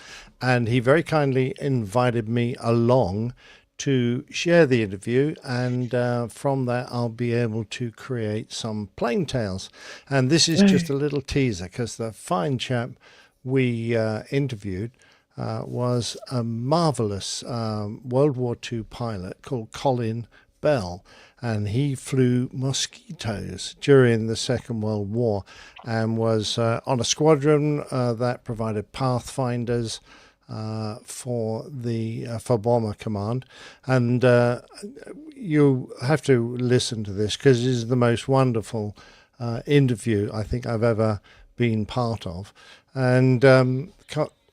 Colin is remarkable because he was quite a young man when he was in the war, of course, but that was now a long time ago, and he is now aged 103, and he will celebrate his 104th birthday in March next year. So he's in fine fettle for a gentleman of any age, let alone that 103. So we interviewed him in the RAF club. I grabbed a train. He had been at a formal dinner the night before and given a speech there. And we, after the interview, we took some pictures of him. Now that there's, if you look at the show notes, you'll see that we've got pictures of him beside a painting in the RAF club of a mosquito. It's not just any mosquito. The painting was done for him, and it's of his mosquito. And Colin very kindly donated that painting to the RAF club, and it now adorns its walls with many fabulous paintings there that feature the history of the Royal Air Force. And there on the left in that particular image is Bob, Leading for Life podcast, which is a great podcast. He hasn't been doing it for very long, but he's already reached a fantastic standard and has done interviews with some of the world's most fascinating people, all in the thought of improving people's leadership skills in industry mainly. And afterwards we sat down and had a beautiful meal in the main restaurant in the RAF club, which was absolutely fabulous. And I'll let you know, I had smoked salmon with capers, followed by pheasant and red cabbage, and I'm trying to remember, the pheasant was in pastry. It was absolutely fabulous. Wow. But it wasn't anyway, under glass. The other gentleman at the table is Mark, who is an ex-army officer, I think, and a lawyer who is now accompanies Colin around the world, around the country and around the world on his various talks he gives. And of interest, Colin will be coming to the United States in early February next year. So I think it's going to be around the 9th of February, but he is being flown out by an aviation organization in California. And I'll have more details, but I don't have the exact details yet, so I'm not going to try and remember or guess. But if you are interested in meeting him or seeing him in the flesh, as it were, and hearing his fantastic talk, you'll be able to do so in the United States early in next year, early 2025. And as a little teaser, I have a short excerpt from Colin's interview, if we could possibly play that, Jeff. Mm-hmm. But on the way back, and this was our first trip, we passed over Emden, and this was the only occasion I think my navigator let me down. And of course, we looked ahead and we saw some flashes in the sky. And my navigator, Doug, said to me, I wonder what they're shooting at, you see. Well, next moment, the Emden, you probably realise, is a naval base. And the naval gunners were absolutely shit hot. And they hammered away at us. And it caused me an enormous amount of alarm. And I put the aircraft into a dive, and we dropped down from about 25,000 feet to 10,000 feet. And I think we exceeded all known safety limits for a mosquito. In fact, I had the devil's own job pulling it out of dive. So before you complain about his language, you misunderstood what he said. It was a device that the Navy gunners use called a shitot. Yes, German word. Yes. Yes. Yeah. Yes. So anyway, he's a real character. He's full of life, full of funny stories. He's a great raconteur. It was an absolute pleasure to meet him, and I want to thank Bob again for including me in that interview. It was absolutely fabulous, and it'll be one of the great memories I will carry me through for the rest of my life, was meeting Colin Bell in person. Yes. And I don't know if you showed this Now, yeah, I'm going to just previously. mention that Okay. Bob, who is in the audience today, reminds me that his podcast with the entirety of that interview should be released by him on the 15th of December, and that'll be about when my first plain tale, which I'm going to break up sections. I'll just do little 20-minute excerpts of the chat, which went on for a wonderfully long time, as the next few plain tales, which will be brilliant. And I'll bring my first one out around the same time. Very good. All right.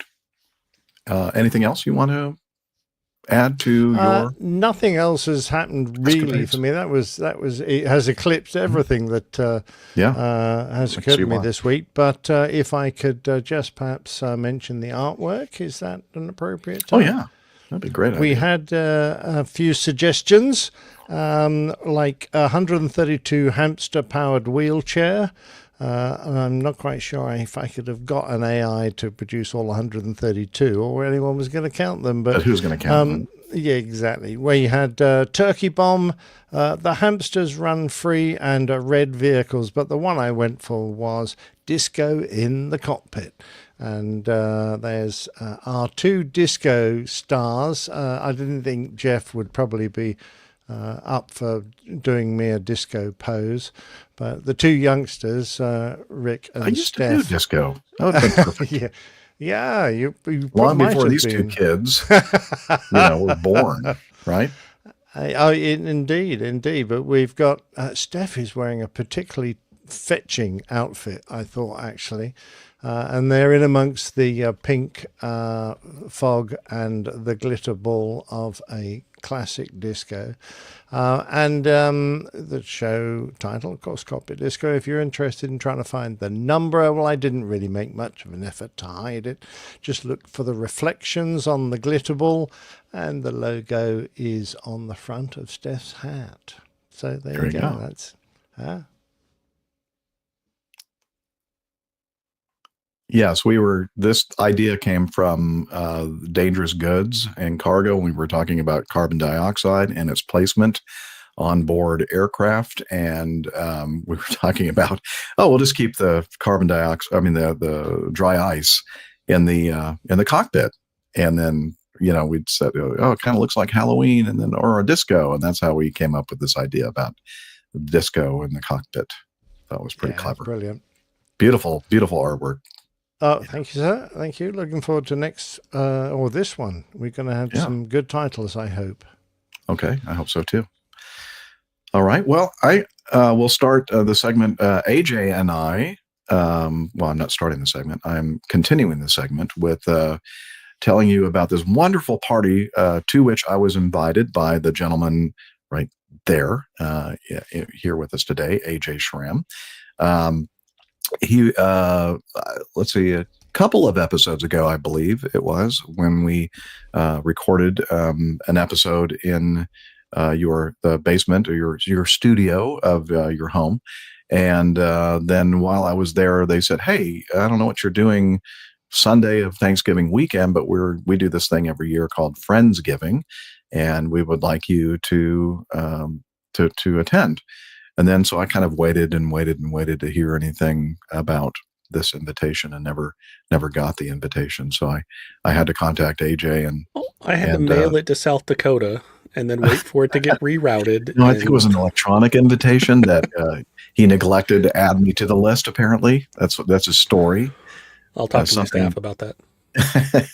Anyway, so I finally got the Evite and got to attend this wonderful party. And I just thought it was going to be a small, intimate group of people, but it was an intimate group of people, but it was not small. It was a very large gathering. How many were there, AJ? I didn't really count. Usually it's about 30-ish people, 30 to 35. Your house was packed with people. It was, and they were all wonderful people. And most of them anyway. Well, yeah, most. And then AJ did he cooked up a storm, mostly meats, which is awesome. And then several people brought side dishes like mashed potatoes and green bean casserole, or maybe it was was it sweet potato casserole? I think I remember. I think just Yeah. about everything you can imagine on a holiday table. Yeah. We had it. Exactly. And plenty of adult beverages, of course. And so AJ, tell us again remind me again what we talked about I guess before this show recording, we talked about, while we were talking about one of the news items, we were talking about the burnt ends. Oh, yeah. That some of it spilled upon your arm. Go ahead and show everybody your arm. Yeah, got a little boo-boo. Your injury. Yeah, that's no good. That's a big burn from the juices from the burnt ends. But there were many, many items that he prepared on a barbecue apparatus. Mm-hmm. Smoker. Got it. Yeah, meat's better smoked.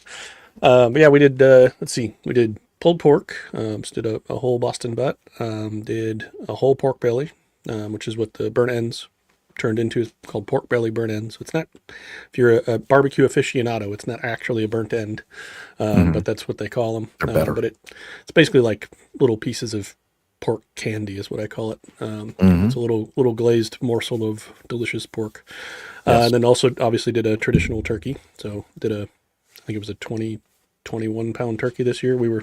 After I bought it and defrosted it and brined it and all that, and then my wife said, I hope it fits in the oven.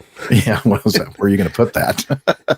And opened the oven, and it had maybe about 3/4 of an inch with the bottom rack all the way down. So it was a close thing. But yeah, it turned out really well. Minor injuries aside, but had a lot of fun. Had a lot of close friends over and enjoyed it. And yeah, it was a blast. And by the way, I'm still waiting on my check for rigging the wine competition. By the way, that hasn't come in yet. I did not. That was not rigged. And honestly, I was very, very surprised and pleased. So there was a wine competition. They said in the invitation, bring 2 bottles of wine, one of which will be placed in a burlap sack, and so you can't read the label. And the other, it was a blind taste test, and the other bottles will be set aside and will be part of the prize package. And so what you were to do was to, sample these wines, and each one had a number. And then at some point, it was time to, not everybody voted. There weren't that many votes. I don't think everybody voted, yeah. Yeah, but so at the end of the evening, AJ tabulated the votes. And so I brought this wine, and I've talked about it on the show before. It's called Troublemaker by Austin somebody. It's a California red blend, which I just absolutely love. Troublemaker is a good name for it because, if I have too much of it, I sometimes get into trouble. But anyway, I'm thinking, okay, that's what I'm going to bring, because I want to see if anybody else thinks that this is good. It's not an expensive wine. It's here in the U.S., $13.99. It's a $14 bottle of wine. And I kind of went out of my way to find it. I went to a local big wine retailer called Total Wine, and they only had 1 bottle of it left. I'm thinking, that's kind of a good sign, because all the other wine labels they had plenty, but there was only 1 left of this one. And then I thought, well, I'll just settle for a different label that I had the gentleman help me with, and bought 2 of those bottles. But then the more I thought about it, I thought, I think I have time to swing by Costco, because that's usually where I buy it, and just to check to see if they might have more than 1 bottle. And they did. And so I picked up a few bottles of it there from Costco. And so I entered that in the competition. And I think most of the bottles of wine ended up and you know what? When I was tasting all the different wines, AJ, I thought, these are at least as good or better than what I brought. But I thought, this is fun. And so when AJ was revealing the results of this wine competition or blind tasting, most of the bottles either got 0 or 1 vote. And he waited until the very end to reveal my wine, and it got, I think, 5 votes or 5 or 6. Like that. It was something like 75% of the total votes cast. I was blown away. So the thing that was kind of encouraging for me is, you taste things, you think your taste buds are, calibrated properly or whatever. And the important thing with drinking anything really is if you like the way it tastes, then that's the only thing that really matters. But I thought, I wonder if anybody else thinks that this is any good. And so that kind of made me feel good. Like, oh, okay, I'm not the only one that thinks this is a pretty good wine. And it's a pretty affordable wine. Very good. So, yeah. Ben Singer was there. Yeah. Hey, Ben. It was a lot of fun, great food and fun. Yes, it was. Ben is one of the hosts of the Midlife Pilot podcast, correct? That's correct. All right. Very good. As evidenced by my shirt. Oh, there you go. Oh, I didn't even notice. Look at that. Midlife Pilot podcast. Anyway, I know a guy. You do. Yeah, I learned that at Oshkosh. AJ knows a lot of people. Yeah, it's pretty amazing. Whether they'll admit it or not. Yeah, exactly. He got us places that, most people don't have access, and had a private driver that would take us everywhere. It's like, who is this guy? Don't ask questions. All right. Any other updates, AJ, from you? Little bit. So the day before Thanksgiving, I went and took my commercial written exam. Ooh. And passed it with a sufficient score. So excellent. Well done. 100%, I'm sure. Almost. And I have scheduled my commercial check ride for my commercial rating. Nice. Should be January the 7th, I think. 6th or 7th. It's whatever the Tuesday. I thought you were going to be brave there and tell me it was January the 2nd. Well, so, funny story, when I went to go schedule this, my original scheduling date was New Year's Eve, was December 31st. And I thought it was going to be really cool to end the year as a commercial pilot. And then turns out that the examiner hadn't put in his vacation request yet. And suddenly he was like, oh, yeah, I'm going to be gone until the 3rd or 4th or something. So had to reschedule for January, but only about a week difference or less than. So, yeah, hopefully that will go well. Well, we'll have our fingers firmly crossed for you. We'll take anything crossed you can cross, yeah. But well, it's going to be interesting. It's a accelerated commercial school over in South Kakalaki, and so it's 3 straight days, sun up to sundown with one-on-one with an instructor, and then followed by a check ride. So pretty intense. You love everything with speed, so an accelerated course is perfect for you. Seems appropriate. Apropos. Yeah. Yeah. So that's other than that.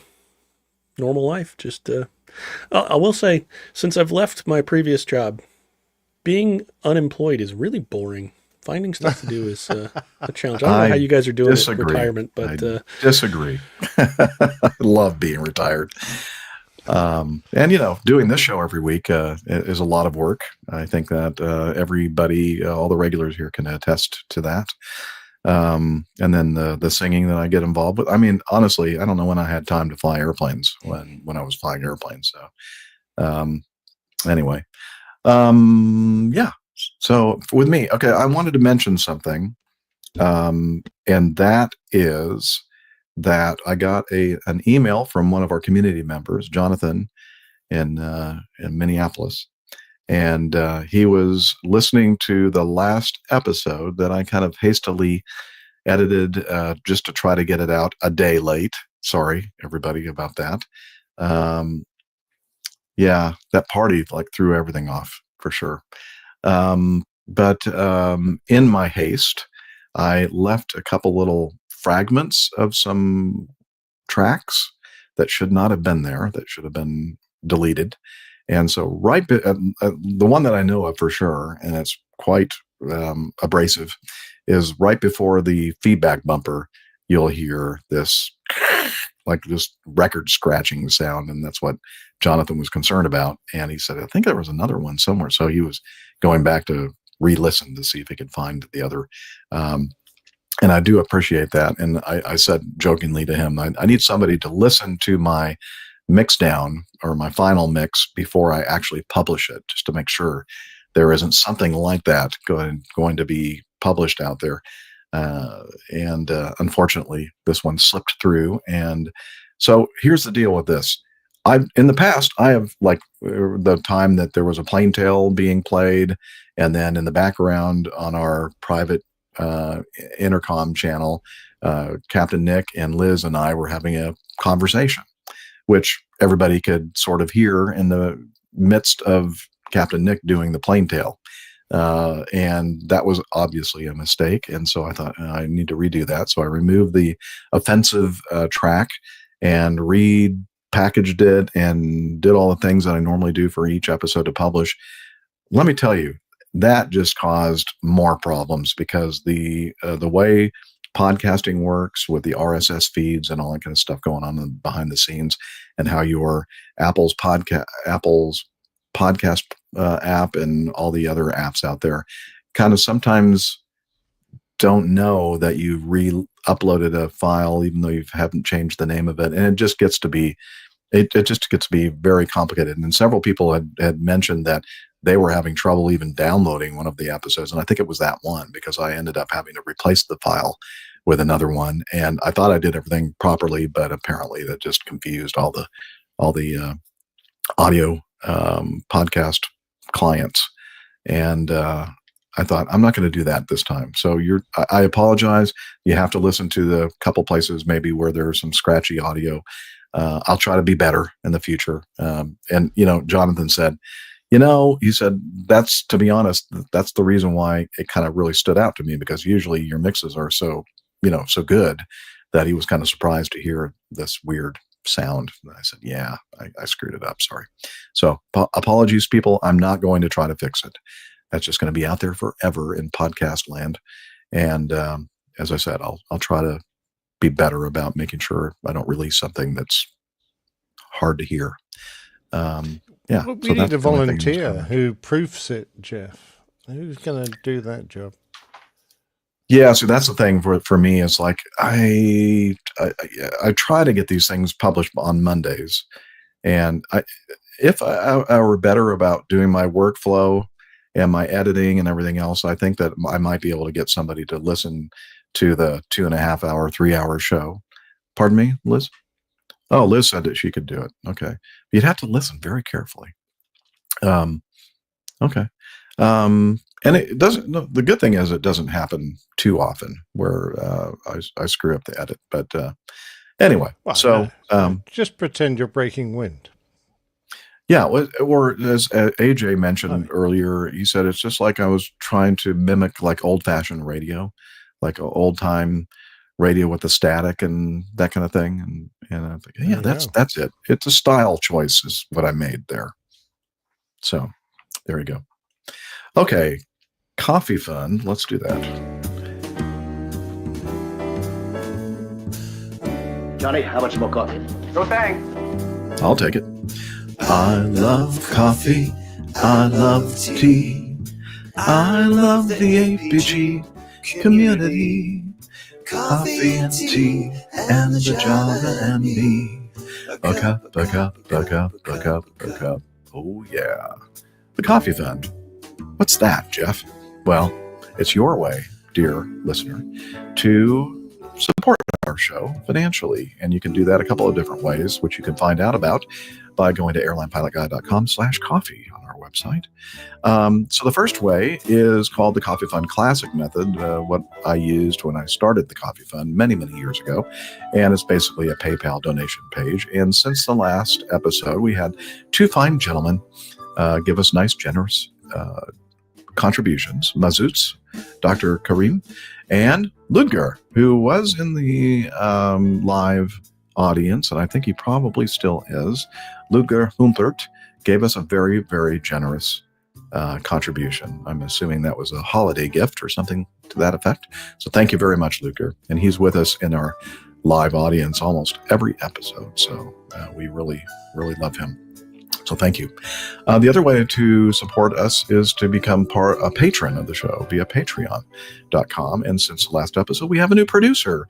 Triple H is what he goes by. So thank you so much for signing up to be a patron. And we do have some feedback from Triple H. You're right, Liz. All right. So if you want to learn more, as I said, head over to airlinepilotguy.com/coffee. You'll be glad you did. And we will too. That's pretty much what you hear in the last episode. Anyway. Oh yeah, FM, no static at all.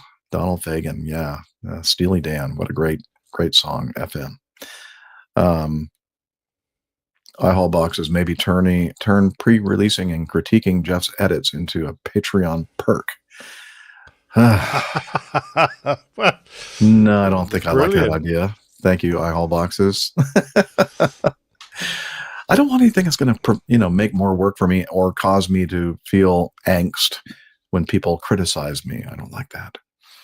But if it's constructive criticism, yeah, I can take it. All right. Let's do some feedback. Yeah, I think hang on. Let me look. I just received a text from my choir director. So let me make sure everything is good.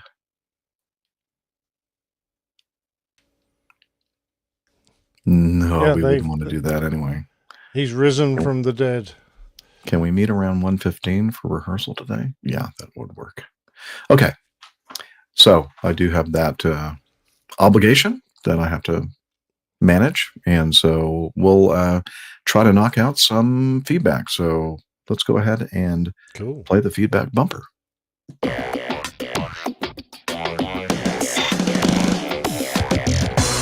Captain, incoming message. All right, we're going to start off with a couple of audio feedback clips from the same person, Bill, in YYZ, or Toronto Pearson is the, I guess it would be Charlie Yankee Zulu, or Zed, because it's Canada. APG 640 runway incursion and Bill's new aircraft at Acme North. Okay, so that's the subject of his feedback. And as I said, he included 2 audio files, and we're going to start with this first one here. So here we go. Hi, Captain Jeff and APG crew. It's Bill in YYZ. I just wanted to give some feedback on episode 640 regarding the runway incursion between the Jazz CRJ and the Air India 777. So runway 15 left on paper is the threshold of 15 left on paper is actually higher elevation than the far end. So you would think it would be easy for the triple to see the RJ and vice versa. But the runway is must be very wonky, I guess, because when you start taking off on 15 left, you actually do this big uphill climb. And then clearly it must be all downhill after about a third or so down the runway. So the point is that the CRJ, I'm sure, could not have seen the 777 when he was beginning his takeoff roll. And the triple probably maybe even couldn't see the CRJ, which makes it, I guess, even more hazardous because it was really all about the controller timing things and hoping it worked out, I guess. But anyway, I just wanted to add that. Thanks. Have a good day. Well, thanks, Bill. Yeah, that kind of reminds me a little bit of Nashville's runway 1331. Same kind of deal where it's a little, as Bill stated, wonky. It's not perfectly flat, and that sometimes hides certain, things happening on the runway from other vantage points. So that definitely makes sense, Bill. Someone who flies professionally out of that airport. That's his home airport, I believe. So yeah, it makes sense. I like the wonky runway, though. I mean, that kind of reminds me of the undulating runway, which I guess wonky is just like a more exaggerated undulation. Would you say, Captain Nick? Yeah, and it's got a lot of chocolate involved. Oh yeah, wonky chocolate. Yeah. And by the way, Nashville's runway could definitely not be flat because, after all, the music center of America, you wouldn't want anything flat. Oh, good point. That deserves Hang on, like this thing right here that I can get to really quickly. There, a rim shot, and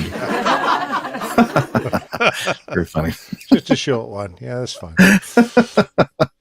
Well, I mean, that's what they're used to, Captain Nick. Okay, the second audio from Bill is an update. So let's hear from Bill again. Hi again, Captain Jeff and APG crew, and of course, fellow listeners. Just to completely, it's Bill in YYZ again, but just to completely OD on my feedback, and then I'll go quiet.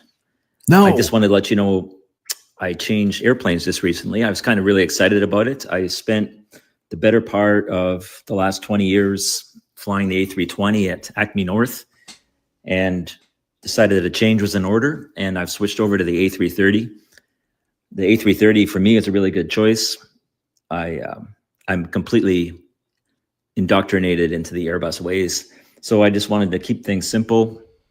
I love the new routes. I love the airplane. It's amazing.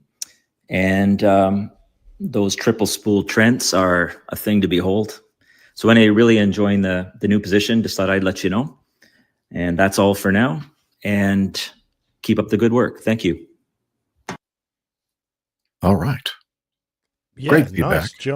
Nice job, Bill. And I like the 330 as well. I have to say, my heart still resides with 340, which was, a little bigger and more stable than the 330. Which when I converted onto it, I was just a bit surprised with I guess how fast it rolled, and I was used to a bigger, more substantial airplane, and you needed to be a little more delicate handling it because it really did pitch fast and roll fast. So it was a great airplane. Of course, opens up a lot of wonderful destinations with its range. It goes forever. I agree. Great airplane. And may I just compliment you on your audio? We get a lot of audio feedback, and most people just seem to want to record in their car for some reason. And I can't think of a worse place to make an audio recording, but that sounds great. You're great audio. Thank you. I didn't have to do a thing to it to try to fix it up a little bit. I think you should have put some car noises in the background to make it sound better. Maybe I'll do that for the audio. More realistic. Yeah, exactly.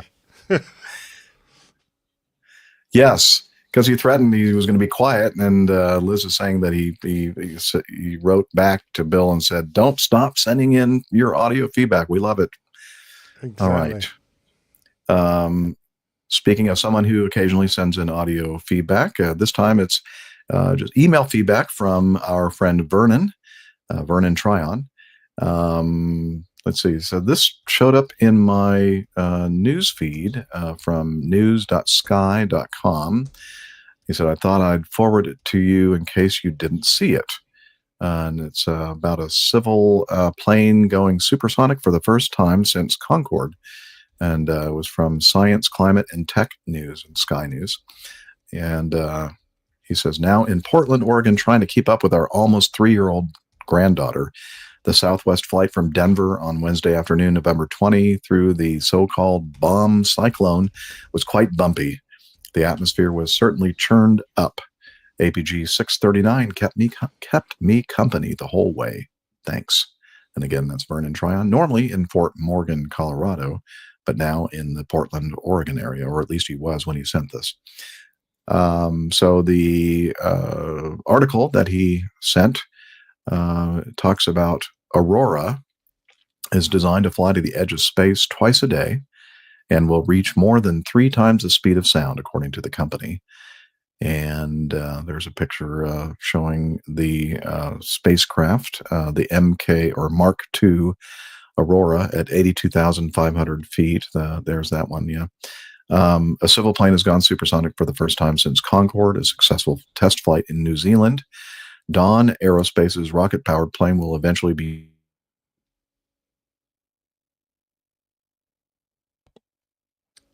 I'm still here. Normal service will be resumed shortly. Technical difficulties. Please stand by. I Oh, you guys can't hear me? We lost Yeah, you there we for a lost second. about the last 20 seconds. Really? Well, that's weird. Yes, you're fine now. Everything's back to normal. Well, how about that? I was wondering why Unity gave me this warning message that I'd been logged out. Now I understand. That would have been it. Because you had. Well, that's weird. It shouldn't have happened. Oh, well.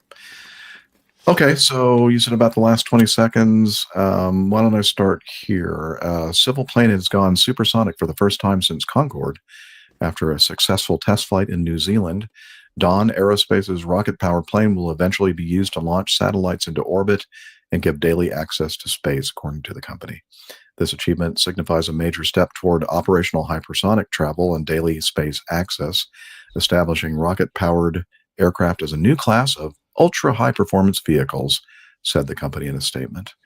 Although the successful flight was announced on Tuesday, the test took place on 12 November near Mount Cook in New Zealand's South Island. The plane is called the MK-11, or I don't know. I thought it was a Mark II, but maybe it's the MK-11 Aurora. I think those are eyes. I think it's a Mark II. Okay, Mark II. That makes more sense, doesn't it? Surpassed the speed of sound, reaching Mach 1.1. Hey, I've been Mach 1.1. That's Good not man. it, though. Woo! So let's see. Anyway, so it goes on a little bit talking about this test It's program. the height it got to 82,500 feet. I mean, Yeah, that's that's pretty high. Impressive. That's Yeah. pretty damn high. Well, Oh, I'm eventually it's going to impressed get with up there that. even higher. And Well, it's yeah, inverted. Yeah, which is disorienting. Oh, this is actually a picture I of know. that invite Hang on a upstat minute. It's of the rudder flying trap over thing. New Zealand, so of course it's that way up, isn't it? Oh, that's right. This is the way it always looks. Yeah, Normal. it's in the southern Down under. hemisphere. Which way around did you expect? Does that mean it spins the other way, too? Uh-huh. Probably. Yeah. Stick with us, AJ. You'll learn a lot Indeed. that you will want to forget. Okay. Thank you, Vernon. Hope you're having fun with your granddaughter. That sounds great. This is from Kevin. Air Canada to bring back the 767. Hello, Captains Jeff and Nick, Dr. Steph, Nick C, and Miami Rickaby's there. But most importantly, producer Liz. Looks like Air Canada is set to bring back a couple 767s out of long-term storage. Thanks for your amazing show and keep up the great work. Kevin from Ontario. And he said, P.S. You'll like this one, AJ. Some great co-hosts have been joining lately. Nice to hear from RJ, AJ, and Captain Stefan. Good job. Thanks. Yeah. Well done. There you go. A shout you're out to AJ. Yeah.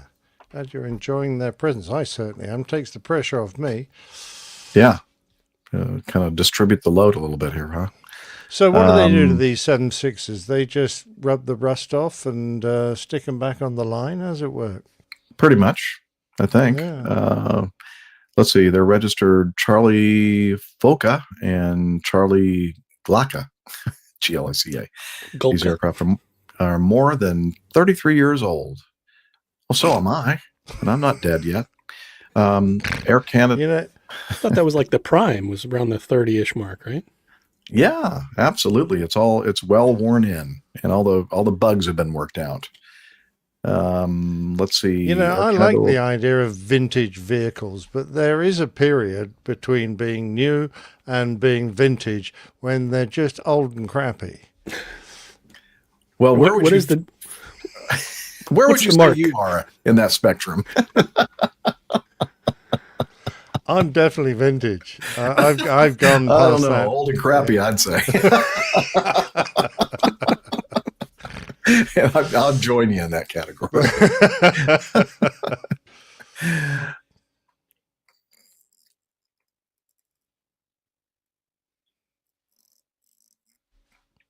I don't know. I don't want to editorialize Liz. But if you want to hear what Liz thinks about it, tune into Liz on aviation.com. The article continues with the incoming fleet breakdown and the number of airplanes they have in order. Mostly Airbuses, 30 A321 XLRs, 27 Airbus 220s, 18 Boeing 787-10s, 12 Boeing 737 Maxes. Don't they know that's a terrible airplane and it crashes? You know, they shouldn't be doing that. 2 Boeing 767-300ERs. Oh, that's what we're talking about in this article, right? And 1 Boeing 787-9 expected in 2025. Anyway, so thank you very much, Kevin. And thank you, Liz. We're going to continue on with another Canadian, right? Okay. Got a lot of Canada in this show. I know. I don't know why. Might have something to do with our producer. A lot of the news articles, by the way, just coincidentally come from Canada. I don't know. It's weird. This is from Roberta. She says, "These peeps are fixin' notems." Hi, Captain Jeff and crew. Roberta here, longtime listener and aviation fan. This is my first feedback, and that's where we play this. Yay! First feedback. Brilliant. All right. Thanks for that. And hopefully it's not your last, Roberta. I once had a gig writing about airport ground transportation. I was more interested in the airports and played at being a travel agent for a few years, but otherwise, I'm about as far from aviation in real life as you can get. She's an e-learning developer. Interesting. I've never seen the inside of a cockpit, but sometimes feel like I have, thanks to APG. She's waving to Jeff, Nick, Steph, and all the other pilots I've met along the way. And we're waving back now, Roberta. Recently, I've been listening to some old episodes I missed. I've time traveled back to 2018 and am in the 300s in episode numbers. Was delighted to discover the source of the NOTAMs are garbage quote you frequently play. Oh, episode 342. Was that the first time I played that? Interesting. Yeah, that seems to be. That was right around the time that the Air Canada tried to land on a taxiway in San Francisco. There's some more Canada for you. Yeah, more Canadian content. Anyway, good grief. I had no idea what pilots were or are dealing with. We don't either. With this new knowledge, I made a connection when looking at posts from Ops Group, which I discovered after stumbling across their website. They mix humor with aviation operations stuff rather brilliantly. Yes, they do. And both Captain Nick and myself are honorary lifetime members of the Ops Group, International Ops Group, which is an amazing resource. Yeah, great bunch of people, marvelous service. Yes, one of those guys was from that airplane that was upside down, down in New Zealand, right? Mark C. Wait, is New Zealand down under, or is it over under over? over down under? I don't know. Anyway, she says, and drum roll. I should have a drum roll sound effect, but I don't. It seems that there is a collaborative effort to tackle the NOTAMs issue, as evidenced by the below report after one of their camps, NOTAM camp, which is a super NOTAMs screenshot from their LinkedIn page. Not sure if you're aware of this. Oh, yes, we are. In fact, we've talked about their efforts in trying to improve or change entirely the whole NOTAM system so that it's relevant to operators out there. Let's see, I grabbed this little screenshot off their website. If you show that one there, here's an indication of the problem that we're dealing with NOTAMs.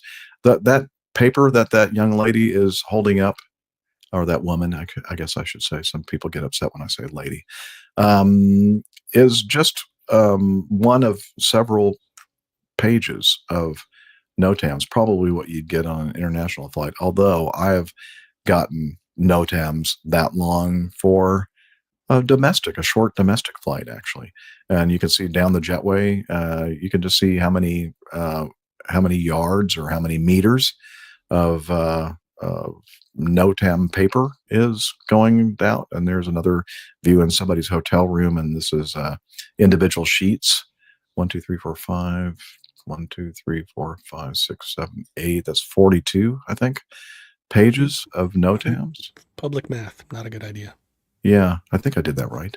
And then look at that good-looking airline pilot there wearing that beautiful airline, Delta Airlines uniform, pointing toward the ridiculous length of NOTAMs. Anyway, and they, of course, we can't forget to mention the fact that this organization, Ops Group, put out the field guide to NOTAMs, which is an amazingly funny look at NOTAMs and, kind of tongue-in-cheek view.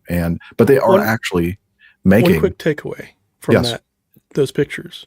You notice how much of that is on a dot matrix printer? Yes, and that's because, for sure, Delta Airlines, they still, I think they bought up the world supply of dot matrix printers back in 1970 something or 80, maybe, I don't know. Let's say early 80s, Yeah, probably. They make a racket too. They're so very, very noisy.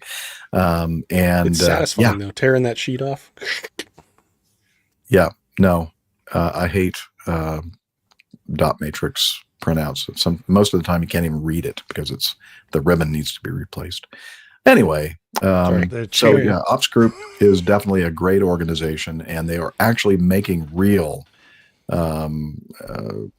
progress in trying to fix our NOTAM system for sure. And as you said in your screenshot, the super NOTAMs is part of their the fruits of their labor, and they're really trying to make it something that if there's something critical that we really need to know, that it stands out and that you can't miss it. So iHall Boxes says, if not NOTAMs, what else are we going to block the sun out of the windshield with? Well, newspapers, of course. Well, do they still have newspapers? Nope. We used to use newspapers to block out the sun. But you could use your sectional. No, we used to use the rubber tray inserts to stop the cutlery and things from sliding around. You take that off the tray and they stick to the window beautifully. I don't think I've ever seen that on board any of the airplanes I've flown. No, we didn't get a meal, so that's why economy meal trays. Here goes the Boeing versus Airbus argument again. Yeah. Well, but I flew the L-1011. We did get meals, but I don't recall seeing what he's talking about. So there must be something much more proper than I'm used to or exposed to. Yeah. Okay, we'll do that. Let me wrap up Roberta's feedback, and then we'll move on to Triple H. Anyway, she said, I thought you might want to interview someone from the group or otherwise share with the APG community. Oh, that sounds like way too much work, Roberta. Maybe Captain Nick would like to interview somebody because he's our interview person. Anyway, who knows? Maybe you'll drive your studio to wherever it is and hold their next camp to participate. Ooh, that might be fun, actually. And do a live show from a nearby pub. Oh, that sounds like another great idea. Roberta's full of great ideas. She ends with, love the show. Glad you're keeping it going post-retirement. And she's, and the beautiful Victoria, BC, AKA another Canadian. Hi, Liz. Oh, I see. They're in cahoots. Yeah. I see that.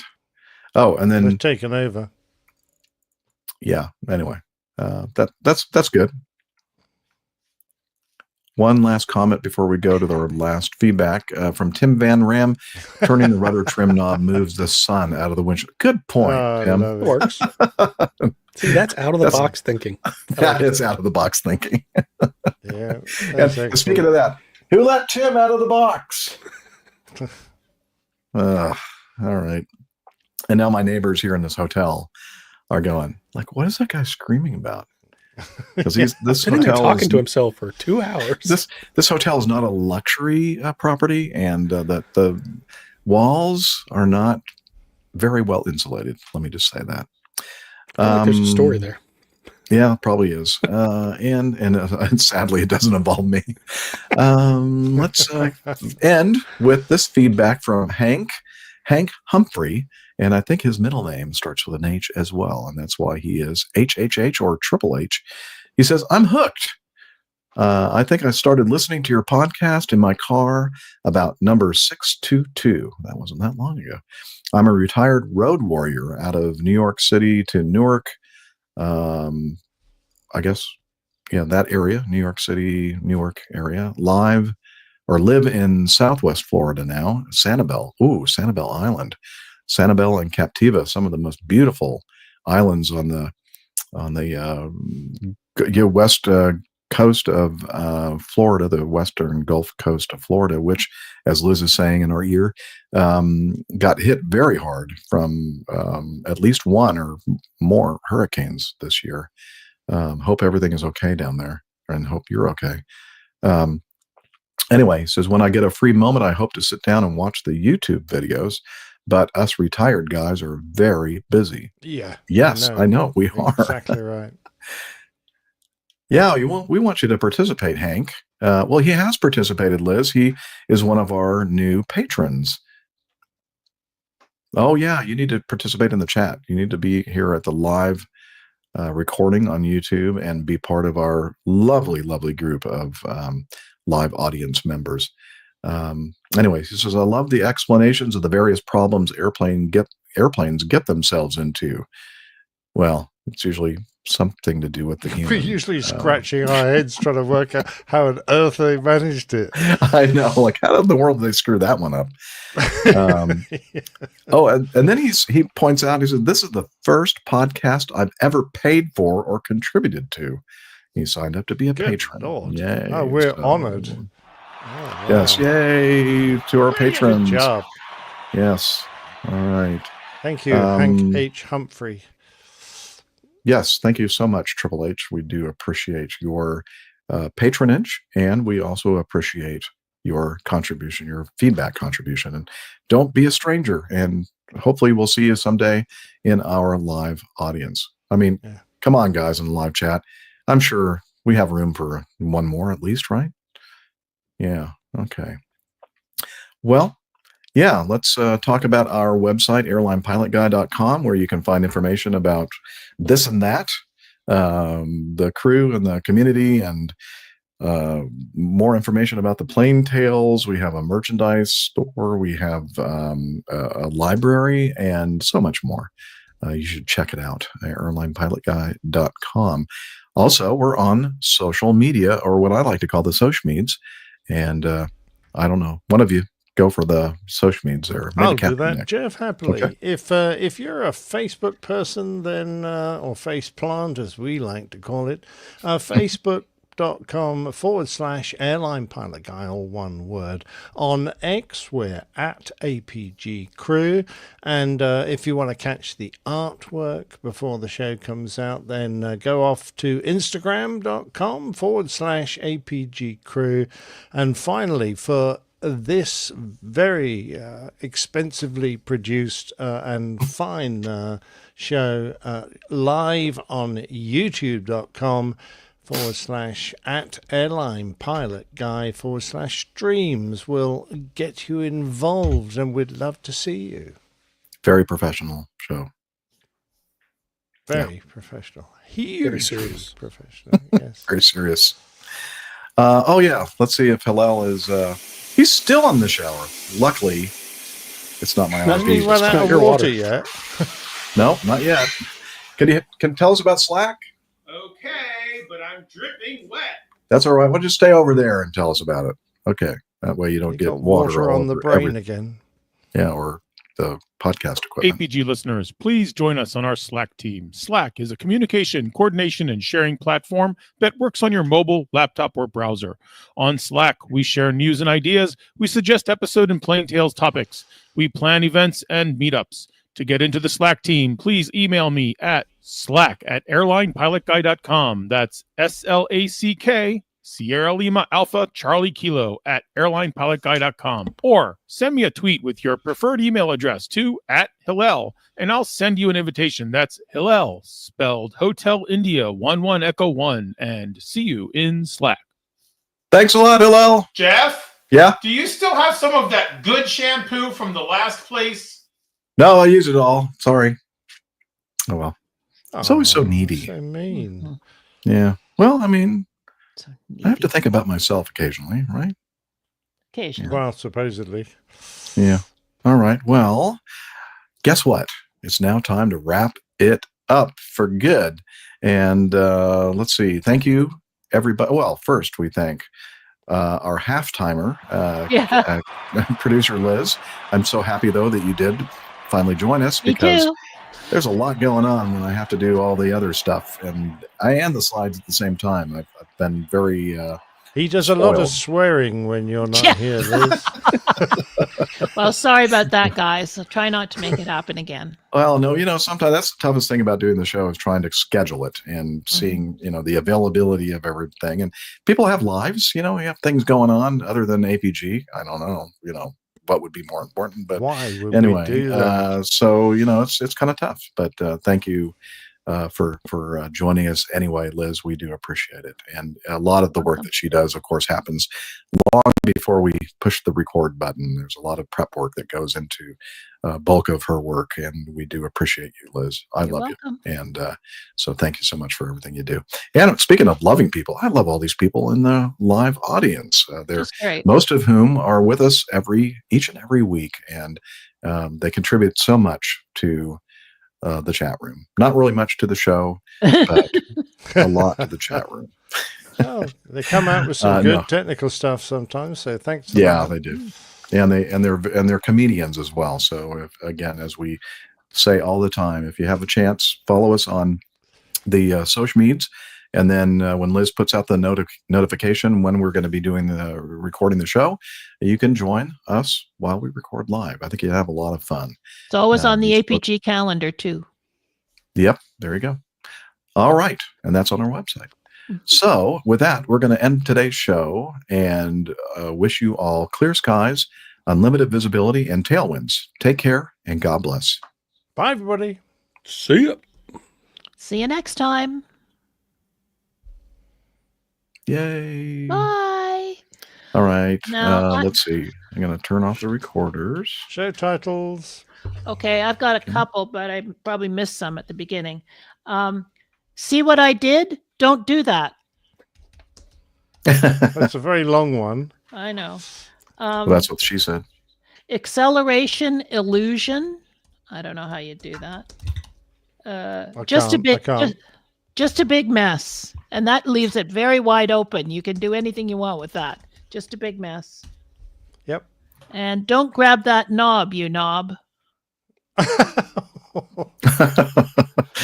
It's funny.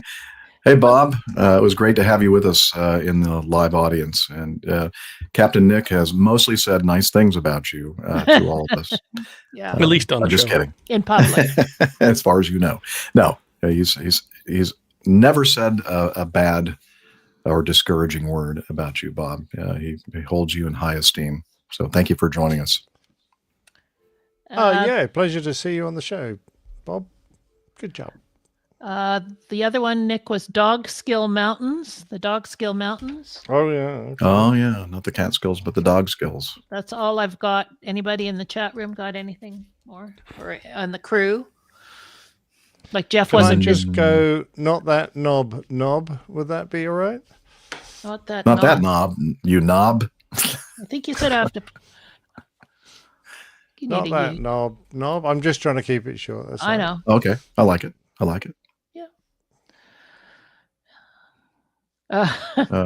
Show tittle from Tim Van Ram. Jeff has a hard one. Yeah, I'm not sure that would be a great idea. Might up your subscriptions. Yeah, I don't care. Clearly. Not too rough on that big round. That's too long, if you pardon the expression. Don't hold that big round knob too long. You're exaggerating again, Jeff. Yeah, Bob's saying you Perhaps. only say nice things on the air, Nick. He knows you. Indeed. You think you got something you could work with there? Oh yeah. I think Okay. the knob. You think you have a big round knob to work the with knob there? skill mountains will be fine. Knob Skill Mountains. I like it. It could be a play And on Knob's the your bee's uncle. knees. Oh, Knob's your uncle. It's not the bee's knees. It's That the dog's knob's knob. that knob's your uncle. Indeed. We have fun. We crack ourselves up. We are so funny. Yeah. to As long as we ourselves. amuse ourselves, that's what matters. Right? Anyway, right. thanks everybody. Jeff's got to get, Yeah. Cheers, Bob. Jeff's got to get going to his singing gig, so we'll I say do. bye-bye. Bye bye. Bye, everybody. I'm singing.